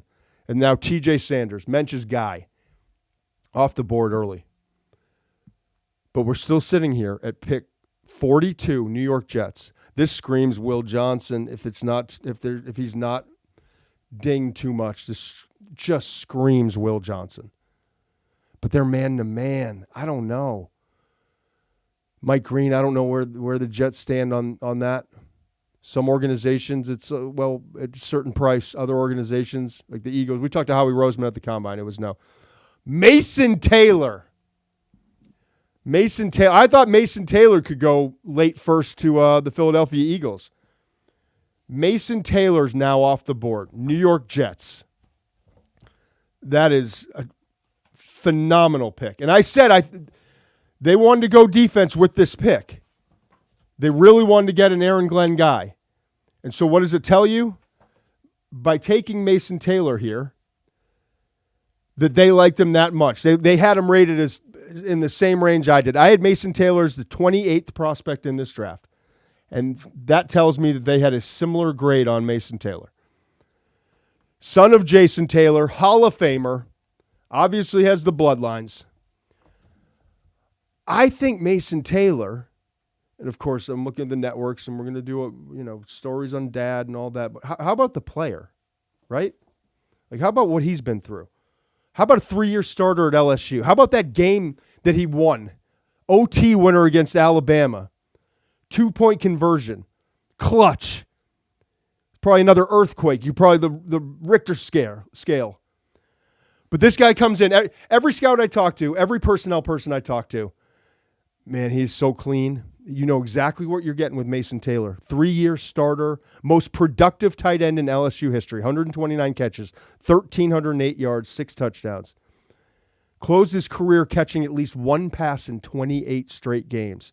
2-time member of the SEC Academic All-American, or Academic Honor Roll. Football family, it's bloodlines, I mentioned it. Not just his dad, Jason, 15 years NFL, Hall of Fame. Uncle Zach Thomas, also awesome player. Miami Dolphins linebacker, undersized, Hall of Fame. It's kind of in the blood. 2 Hall of Famers in your family. And now he comes in. The thing with Mason Taylor, Jets fans, they didn't utilize it. It was a lot of like in the flats, crossers. They didn't utilize his athleticism. He didn't run a 40-yard dash, but I'm telling you, he's got to be in like that 4.6 range. He's smooth glider, not the kind, but he's a smooth glider. Get him in a crease, play action, work the ball to him. There was a lot of talk about the Jets taking Tyler Warren in the first. Well, they got their offensive line finally figured out 3 GMs later. I think it may be secured finally. And now they got the tight end in Mason Taylor, who comes in and can be great in play actions, great short intermediate, really good after the catch. But his average depth of target was 12th percentile. And that's what I'm talking about. They didn't utilize him that way down the field at LSU. He can be utilized that way. There's more in the tank. But while it was 12th percentile of depth of target, which is no fault of his own, that's how they employed him. Get in the flat, run a crosser.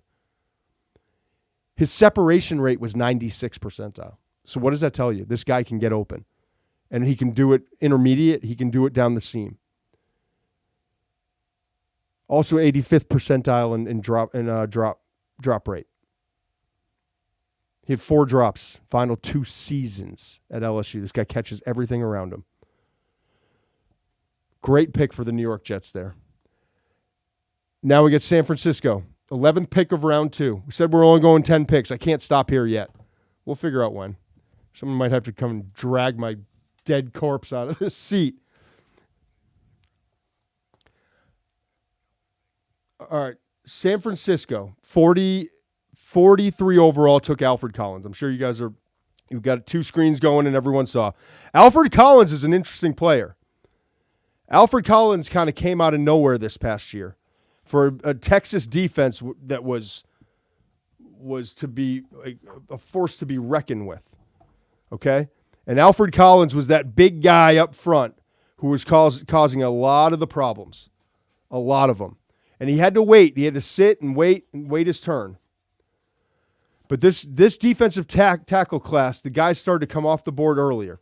You know, we saw Kenneth Grant. We obviously early saw Mason Graham to the Browns. We saw Walter Nolan come off the board where he belonged. Derek Harmon going 21st, not Shador at 21 to the Steelers. We saw Kenneth Grant come off the board early to Miami. And then Tyleik Williams, a surprise in the first round, okay? And now we already saw T.J. Sanders off the board. So this is that run. This is that run on defensive tackles we've been warning you about for a couple months now. It's happening right now. Alfred Collins. He reminds me a little bit of A'Shawn Robinson, a monster of a man. Much better versus the run than as a pass rusher, okay? And San Francisco, very clearly, Mykel Williams, big, strong as dirt edge rusher with traits to become a great pass rusher in the NFL. And I mean really double-digit sack guy.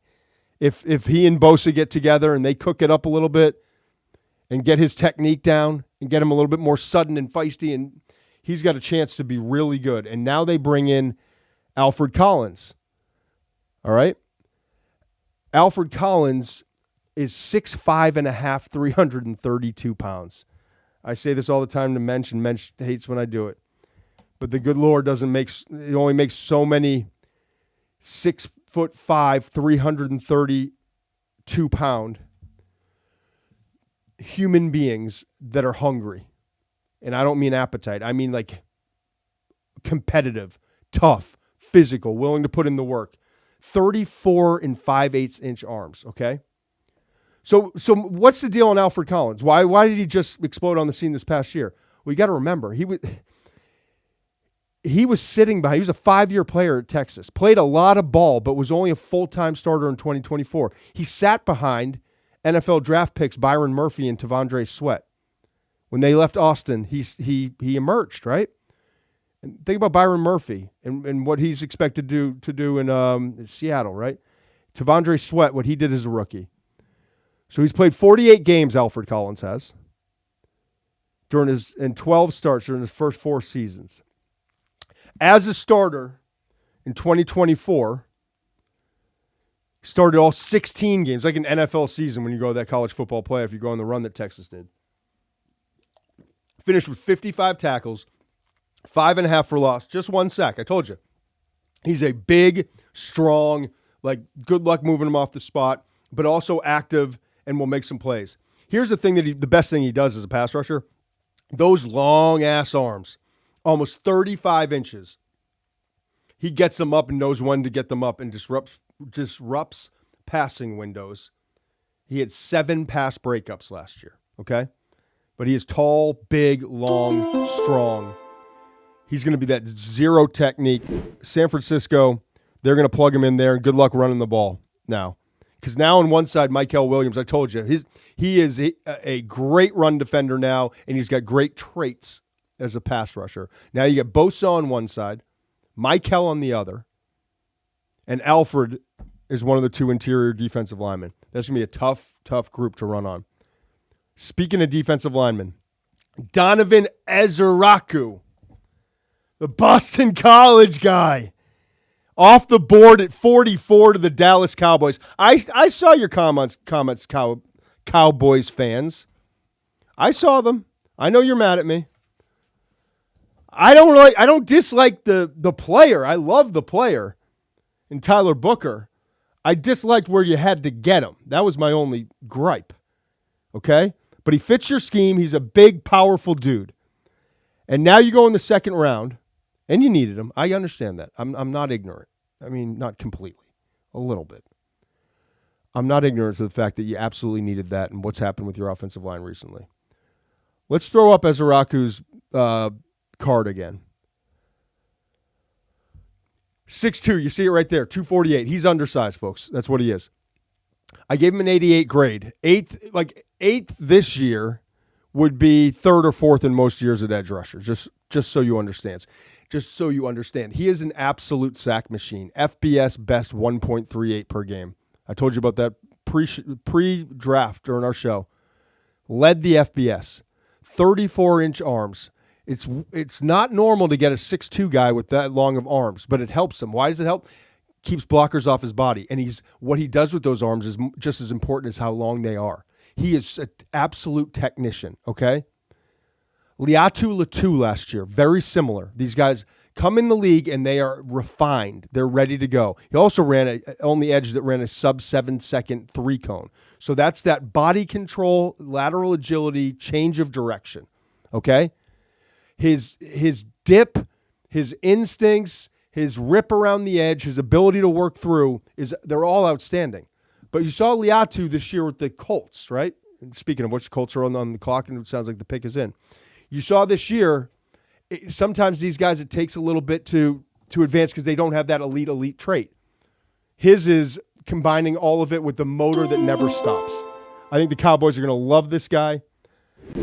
And I look at it as a player who can come in and help. Opposite, obviously, Micah Parsons gives him some versatility, gives him some depth. Dante Fowler isn't the answer.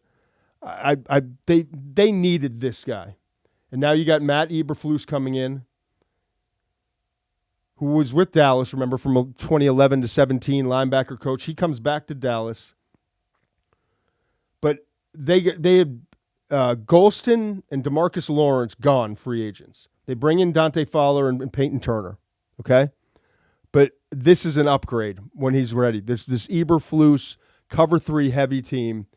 This is a really good football player. And I told you, this is going to be the run on these defensive linemen. I went back and looked. What was it? 26 was the most in the first 3 rounds. We got to keep track of this. When we come back and we'll be here the last 5 picks of the 3rd round, and we'll do a review show live. Please, we're going to take a little break. I can't talk forever. We'll come back. I'll start the thing out. Muench will finish his duties, come in, and we'll be with you the end of the 3rd round, and we'll go as long as it takes to kind of hit on all the important things. But I said to you leading up, I went back and did a study the last 30 years of the NFL draft. 26 was the most interior and edge defensive linemen that were ever drafted. Some years there were a lot of edges. Some years there were a lot of interior. 26 was the most in the first 3 rounds. We're headed towards that record. I had 35 guys at those 2 positions along the defensive line graded with grades in the first 3 rounds. And now we're seeing that run. So if I was off even by 8 of them, we'll still have a record, and it's going to be reflected here in the 2nd and 3rd round. I want to talk about this guy before we potentially walk away for a minute. JT Tuimoloau. I've been working on that name. I gave him the number 32 spot on my big board. I just think in a draft where you're looking for starters that Tuimoloau and the Indianapolis Colts drafted him at 13th overall in this round, 45th overall in the draft. And the Colts, like, you want to just talk value, and let's look at the traits, but you want to talk value. To get Tyler Warren at 14, no one ever expected it. And to get Tuimoloau at 45 overall, I had him at 32. His game elevated in this past year, okay? I got prospect fatigue. Well, let's go through his traits. I got prospect fatigue early in his career because I first started evaluating him as a prospect back in the summer of 2022. And when you do the same player over and over again, it's like, yeah, I know who he is. Well, guess what? He kept working and grinding and doing everything that you expect a young man to do if you want to be great. And this year, it finally, He's always been really good. Always. I always had a second-round grade on him, like mid-late second round. This year, he took it to another level. 22 tackles for loss, 12 and a half sacks.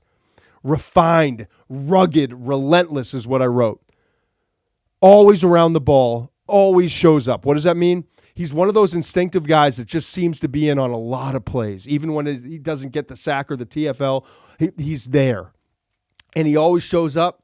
That means every single game you're getting the same thing out of 44.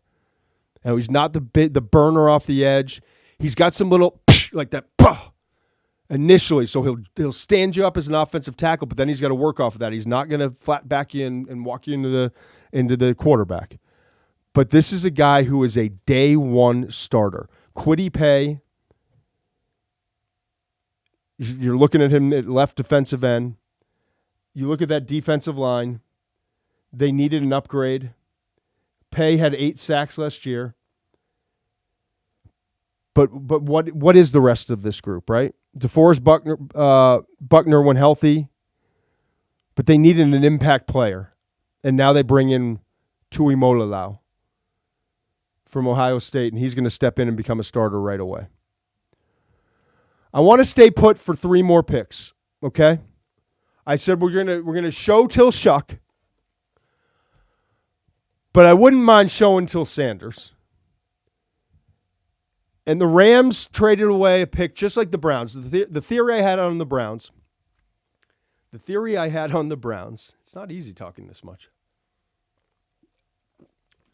Was that they declared themselves out on the 25 quarterback class and in on 2026. I think the Rams did the same thing. Here's a little secret for you. I don't know, but I think the Rams might have been drafting Jackson Dart at 26. I've been told that might be the case. And so why did the Giants pick to move to 25 and not wait to 27, 28, 29? It wasn't because they were worried about New Orleans to jump them, apparently. They got their guy, Tyler Shough. They were worried the Rams were going to take him, okay?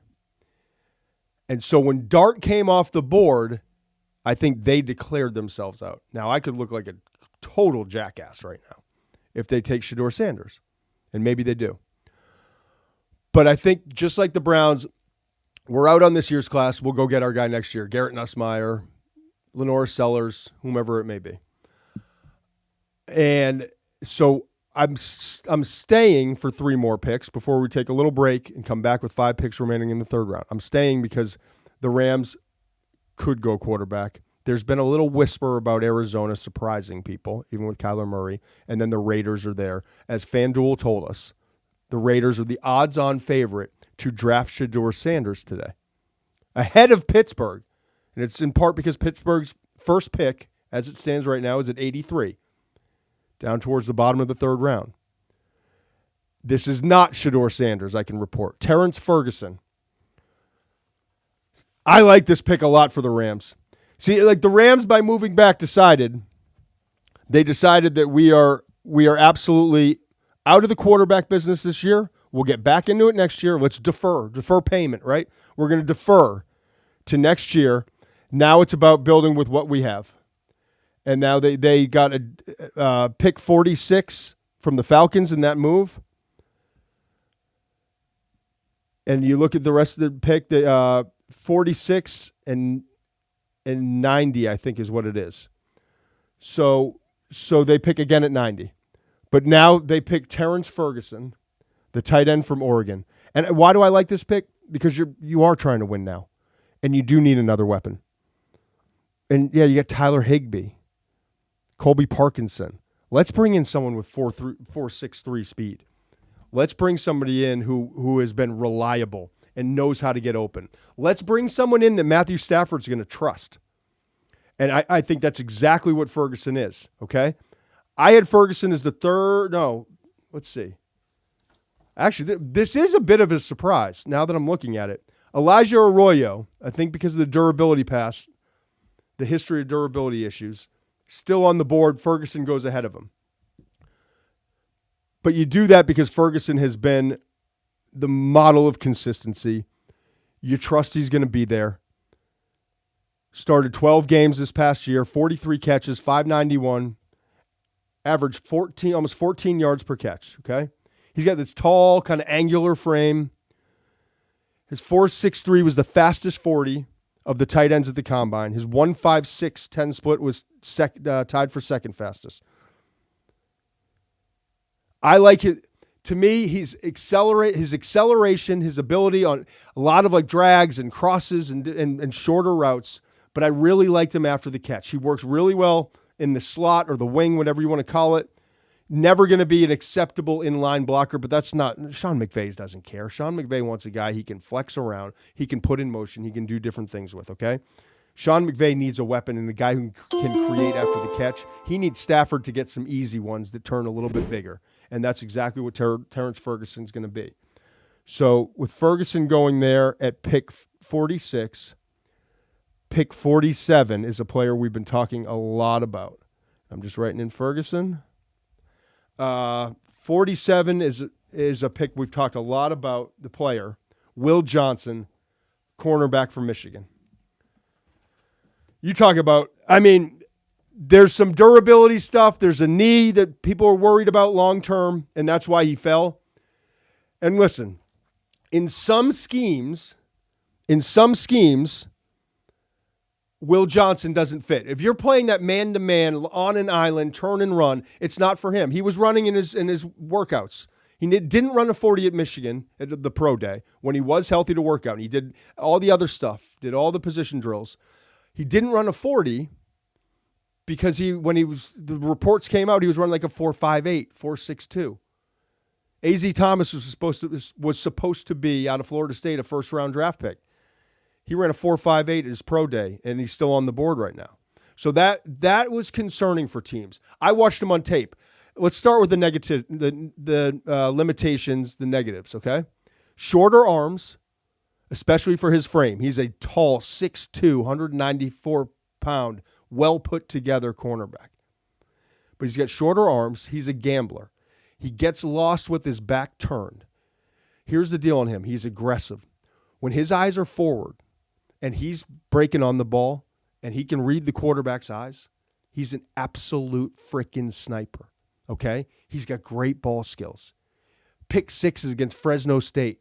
Pick the pocket of MHJ, Marvin Harrison Jr. in that Ohio State tape back in 23.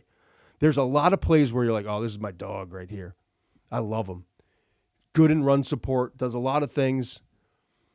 But when his back's turned and the ball's up in the air, there's some issues. Trade! We got a trade coming in. We'll get to that in a second. Will Johnson, though, in this combo scheme, and that's what Michigan did. They did combo, man zone. They'll protect him. Keep his eyes forward. Let him play. He plays best with cushion. He's not the guy like you would think, right? 6'2" cornerback, Michigan, big physical guy. Get him pressed, right? He's not that guy. He's an off coverage. Give a cushion, read it in front of him, and he will pick your pocket. And I think that's what Arizona sees. And so in that, with Nick Rallis and obviously Jonathan Gannon in that system, he's a perfect fit. They got a player who was considered by most teams that it was scheme friendly, considered him without the injury stuff, top 15. Okay. But you had the 40, you had some of the back turn, not locating the ball, doesn't have the recovery speed, doesn't fit every scheme, and then you had the injury stuff, and that's why he sat there and sat there and sat there until pick 47. But he was the highest rated player on my board at number, 17 overall? 17 overall. And he goes 47 because of the durability stuff to the Arizona Cardinals. So Cardinals fans, you've got to love that pick. So we've got a trade here. Is it Houston, Tucker? The Raiders have traded back twice in this round. Fishy. Now they're picking at 58 overall. I don't know. I can go another 12 picks to 58.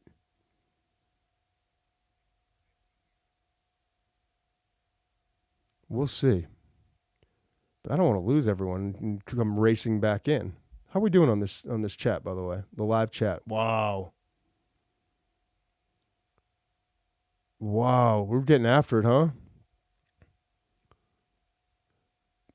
AT's calling for Ariante Ursary here. Everyone's calling for Shedeur Sanders and then debating that. There's no hate. Hey, Eli Betts, there's no hate for Shedeur Sanders. I explained this. He's one of the toughest sons of guns you'll ever see. He's fastest processor in this class, best pure passer in this class. He's just not the biggest. He's not mobile. He's not a runner. And he has an average arm. He's a late 1, early 2. And and he shrunk the pool himself. He did not have great interviews. They thought the Sanders camp thought he was going to be able to pick, and they would decide the organizations that couldn't draft him. That rubbed some people the wrong way. His interviews, I told you after the combine, rubbed some people the wrong way. I like Shedeur. I want Shedeur to succeed. I would love to see him in a Stefanski offense. I'd like to see him with Las Vegas. Learn behind a guy in Geno who's not the biggest, not the most mobile, doesn't have the biggest arm. That would be great for him. Tom Brady's influence. He's worked with Tom Brady as a mentor. He's worked with him in the offseason. Worked with Brady last summer. And bring him in a situation where you got a 35-year-old starting quarterback who's going to hopefully win a lot of games for you the next year or two, and get Shedeur ready because Tom believes in that. It's one of the flags that Tom Brady has planted since retiring, that he wants to be part of a movement to ensure that quarterbacks coming out of college, when they are not being utilized in a pro-style program and system, as he talks about. Okay, and the Raiders got 58 and picked 99 for that trade, so they moved back again. I think listen, I'm not saying the Raiders are going to take Shedeur. What I am saying is these are moves that are indicative, knowing that Pittsburgh's back there at 83. Let's move back twice. Let's get some more picks so that if we use one of these picks on a quarterback in Shedeur Sanders who's not going to start for us in the next year or two unless, barring an injury with Geno Smith, let's be smart and let's get some extra picks in a class. I've told you all along, rounds 2 through 5 are stronger this year than in most years. Round one wasn't. Who was it that called Ursary? Put your name back up. Someone I mentioned Ursary. Said Ursary here. That was a good call. Ariante Ursary. I think I just saw it. Justin Ta. I don't know if he was the one who called it earlier before he probably was able to tip the pick, but we don't do tipping the picks here. But I appreciate everyone being here. Truly. That's awesome. And we'll get to some questions tonight when we come back. 5 picks remaining. And then through, as the draft ends, stick around with us. We'll review as much as you want to review. We'll get to all the pertinent questions. We'll get to all the different stuff. Ariante Ursary, okay? Houston. What did I tell you about the Houston Texans? Surprising. What was it, the move? They moved back at one point? Or they moved up and they didn't. That's right. They moved up. And wasn't that the case? Yeah, they moved up and took Jaden Higgins. Okay? They moved up and took Jaden Higgins, and I love that pick. I know the Patriots did not love that pick. I don't know, but I would assume. Looking for that big X receiver. So they go get that guy. We talked about Tank Dell being out. Talked about opposite Nico Collins, who did miss 5 games last year. Christian Kirk brought in the offseason. But it was still kind of looming. Like, all Texans fans, you were with me. I know you were. Like, yeah, but what about this offensive line? We just basically brought in moving trucks and moved anything and anyone who was related to that offensive line last year. It felt like got shipped out of town. Coaches, everything. And so they finally get their guy. They were strategic. They moved up there. They're going to get their guys. AT, you were the one. AT, I see you in the chat. You were the one, all right? Good call on Ursary. And you called it before the pick was tipped. So much love. Let me give you a quick on Ursary. Big guy. I actually liked his tape. There's a couple things in the past, like some maturing he's had to do, and that's why he fell a little bit. I actually thought he was better than a couple tackles who were already taken ahead of him. I'm just going to admit it. These big guys, Ariante Ursary, these big guys, 6'6", 331. Doesn't have the longest arms, 33 1/8, but it's probably closer to 34, knowing the combine measurements. These big guys who move well, they don't fail that often. He ran a 5.01 at 6'6", 331, the fifth fastest of all the offensive linemen. He was significantly bigger than the three others. Yes, I see Demetrius Knight. Yes, he's one of my favorite players in this entire draft class. Yes, we'll get to him with the Cincinnati Bengals. He was the fifth fastest of the offensive linemen and was markedly bigger than the other three, excluding Armand Membu, okay? He had a 9.3 broad jump, tied for 6, competed in every drill at the combine. I love guys like this, not afraid to compete. He has the potential to develop into an elite pass blocker. That's what I said. He looks top heavy. It's not always beautiful, but he's got really good quickness, really good knee bend, really surprised me on tape. One of my favorite players on tape. As I said, there were some reports and things in the past, some mature teams I talked to were comfortable with it now, okay? Here's the deal. Houston fans, I think you might have gotten kind of like an Orlando Brown type, someone who goes a little bit later than they should have. Orlando Brown Jr., Bengals just picked. That's where he is. But I think he's a better natural mover. Not as physically dominant, but a better bender and natural mover. I think this guy's just massive and is going to utilize that size, that mobility, that agility at that frame to have a very successful career. And Lord knows, whether it's a right tackle, left tackle, guard, wherever it winds up being for Houston, and what it is as a rookie might be different than year 2 and beyond. But that's a great pick for Houston at 48. I mentioned Demetrius Knight. I'm sitting on a plane. We've got Marissa there. We've got Muench there. I don't have internet. I didn't have my list in front of me.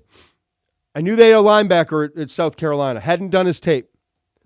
Getting caught up. We started this venture in October. I wasn't as far along in all my tape as I normally was, and I will be next year. But I saw, and I'm watching TJ Sanders, who got drafted earlier in this round, right? I'm watching him on tape. And there's Tonka Hemingway right next to him. I think it was 90, 91, their jersey numbers. And I wrote over and over in my notepad, because I was on one of those small planes, right, from Atlanta to Mobile, and they don't have Wi-Fi. And so I wrote in my notes 17, then I circled it, the exclamation points. Who is this? Who's 17? I wrote it like 3 times. 17 is Demetrius Knight. He's the guy. I was hoping he was the linebacker, and he was. I was hoping it wasn't some underclassman that I had to wait a year or 2 to see in the draft. 4-year starting quarterback in high school, Demetrius Knight was. He's the pick for the Cincinnati Bengals. 6-year linebacker who spent 3.5 years. And by the way, yeah, I said 4-year starting quarterback in high school. Spent 3.5 seasons at Georgia Tech. Never started a game, but was a 3-time ACC academic honor roll. 1 season at Charlotte. Finally gets to play on the field. He's like, yo, I've been here all along. First team all-conference honors. And you know who noticed that? South Carolina. Right? And they were like, let's bring him in. Let's bring him in. 2024, he gets to South Carolina. Do you know what happened in the few months that he was there? He was named team captain. This guy's been to Georgia Tech, Charlotte, doesn't know anyone in that locker room. And in a short few months, they voted him team captain. It tells you. So we get the smarts. Remember, academic honor roll, all ACC academic, team captain, productive. Now let's give him. Now, all right, captain. Let's see what you got. 10 starts, 13 games. Finished second on the team, 82 tackles, 8 for loss, 2 sacks, forced 3 fumbles, and picked off a pass. He's got long arms, right? He's got kind of that Will linebacker build, old school, 6'1.5", 235, but he's got long arms, big hands, and very good straight line speed. Just what the reason why I kept circling his name is he was like shot out of a cannon. He would diagnose quickly, and then all of a sudden he would chase these guys down. They'd try to turn the corner, and we're not talking about slouches at Charlotte. We're talking about SEC running backs, and he's cutting them off at the pass. And when he gets there, it's whack! Like, pew! This guy is violent. He pursues with violent intentions. And he's a former running back and a former quarterback, and you can see it in his instincts. He's got a little tightness, great on a straight line, but you see it with his instincts and understanding offense, and that's why he's really good in coverage. That's why this guy, who spent all his time in high school as a quarterback, 5 of the 6 years, not at South Carolina in the SEC. 3.5 of them at Georgia Tech. Never started a freaking game. Is a second-round draft pick at off-ball linebacker. The third off-ball linebacker drafted in this class. I love this guy. I love the Bobby Okereke, if you're looking for an NFL comp, Giants, who's a third-round pick. He's had 525 tackles the last 4 seasons with the Colts and Giants. That's the NFL comp for this guy. All right, next pick. Pick 50, Elijah Arroyo. 1 tight end too late as far as I'm concerned. I really like the Ferguson pick, but Elijah Arroyo is different. Seattle's starting to stack a draft here. Seattle got Gray Zabel. Seattle traded up for Nick Eamon-Worry. And now Seattle, sitting at 50, gets a player that I thought would be off the board, potentially top 40, but I didn't think he'd be here at 50. You want to talk about John Schneider going back to his roots? I said this when they made the trade with Geno and getting the draft picks. I said, everyone needs to remember, and I've known John a long time, 22 years now, back to his days at Green Bay as an area scout. Jim Nagy, who I worked with, who was the executive director of the Senior Bowl, also worked with the Packers, got to know him there. John's a scout, man. John's an awesome dude. John's a funny dude. But John, like deep down in his heart, is a scout. He loves evaluating talent. He loves the grind. He loves the tape. He loves pro days. You'll see him at a lot of these things. And it's because he loves unearthing talent. And when he put together that roster, the Super Bowl roster, it was his first couple years coming out as the GM when he got the job with Pete Carroll. And he did that by nailing it in the draft. And I don't mean top 10 pick. I mean like second, third, fourth, fifth round, nailing it. And I said to myself, when he decided to trade Geno and to get draft picks, and they entered this with 5 picks in the top 100, and now they've maneuvered around. They still get a bunch of draft picks. But this is all about John getting back to his roots and building from the guts, inside out. They got a guard in Gray Zabel who's an immediate starter who can play all 5 positions, but is a starter at guard or center. They got the safety, Nick Eamon-Worry, who fits exactly what Mike McDonald wants to do and is a big physical presence near the line of scrimmage, okay? And now they get a tight end, all 3, middle of the field, core of the team. They get a tight end who's a weapon, and this should be a theme. Protect Darnold better because they didn't protect at all. They did a terrible job of protecting Geno Smith. And Darnold was used to being protected pretty well, and Darnold had great weapons. So now 2 of the top 3 picks have been used on that goal of protecting and getting him weapons. And Elijah Arroyo, and I know Nick Scorton just got drafted, but Elijah Arroyo, what I love about him, he just kept coming back from injuries. He was limited, played in all 12 games, 1 start as a true freshman, thought he was going to be an absolute star. Only caught 5 passes that year, but he was still developing. Then he dealt with 2 injury-reduced seasons, 22 and 23. 2024, he finally stays healthy, starts all 13 games, and he ranked 5th on the team in catches. It's not a huge production, but you saw in the catches, down the field, seams, big plays, explosive run after the catch. 3rd in the team in touchdown catches with 7. Sudden release off the line of scrimmage. Not polished yet or crisp as an intermediate route runner, but this guy just explodes off the line of scrimmage, gets down the field. Darnold can get him the ball. And he's a big target, 6'5", 250, huge catch radius. He had 1 drop on 50 targets all last year. All right? You know the other thing I've said about him in earmuffs, kids? This guy's got some absolute prick in him, okay? I expected this Miami tight end. They flex him out, 6'5", 250. Hadn't done much tape on him. He was injured the last 2 years. I expected to pop in the tape and see this burner who looks beautiful in his pads and can get down the field and makes these big catches at the U, that he was like a meh or a sub-meh blocker. He might be the toughest son of a gun in this class at the tight end position. Of all the tight ends who have been drafted, he's the best blocker. He is nasty. I mean, decleating dudes on crackback blocks, chasing guys down. He loves it. So they just got another, like you talk about Zabel, the nastiness, the toughness, and Eamon Wari, big 220-pound safety who could play near the line of scrimmage. Presence felt. Elijah Arroyo is going to block his tail off, okay? I love these picks for John Schneider and Seattle. All right, they're telling me I got to wrap. We gave it a good run. What did we get, 20 picks in? Nick Scorton goes to Carolina. Oh, Femi Oladejo, my guy from the Senior Bowl. The edge rusher from UCLA, former off-the-ball linebacker, kicked around, became an edge. He becomes a Tennessee Titan, and they need him. Remember Harold Landry. We'll get to the rest of this. I appreciate everyone who's there. Go away, watch the broadcast. We'll be back. The final 5 picks. We'll jump right back in here, okay? We'll be here for the final 5 picks, get things warmed up, end the first night of the draft together, and then we're going to go live for, 30, 40, 50. When I say 45 minutes, we're here usually an hour and a half. We'll break down everything that was important, things that jumped out to us. Muench will tell us all the favorite picks of the day, who's doing great. We'll have a nice little review, okay? And then we're back tomorrow at Russillo's house. I'm pumped for Russillo's. I got my stopwatch in my bag. We're going to eat his food. We're going to tear his house apart. We're going to trash it and leave it. Cameras and lights, crumbs.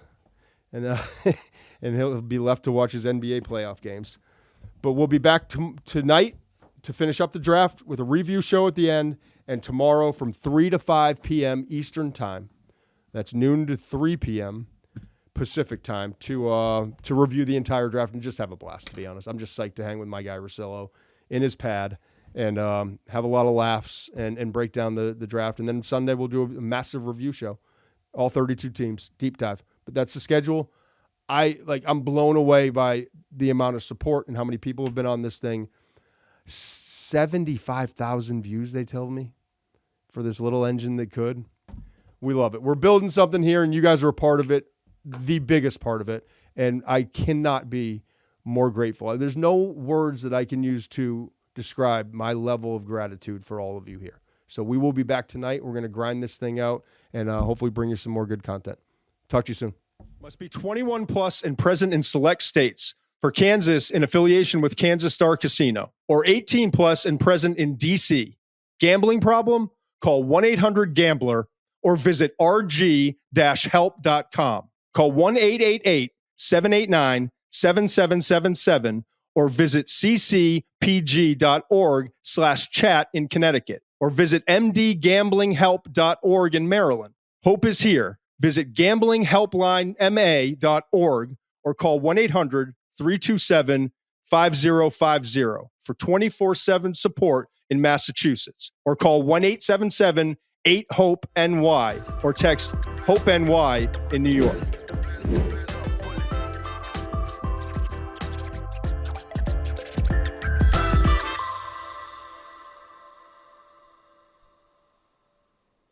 Must be 20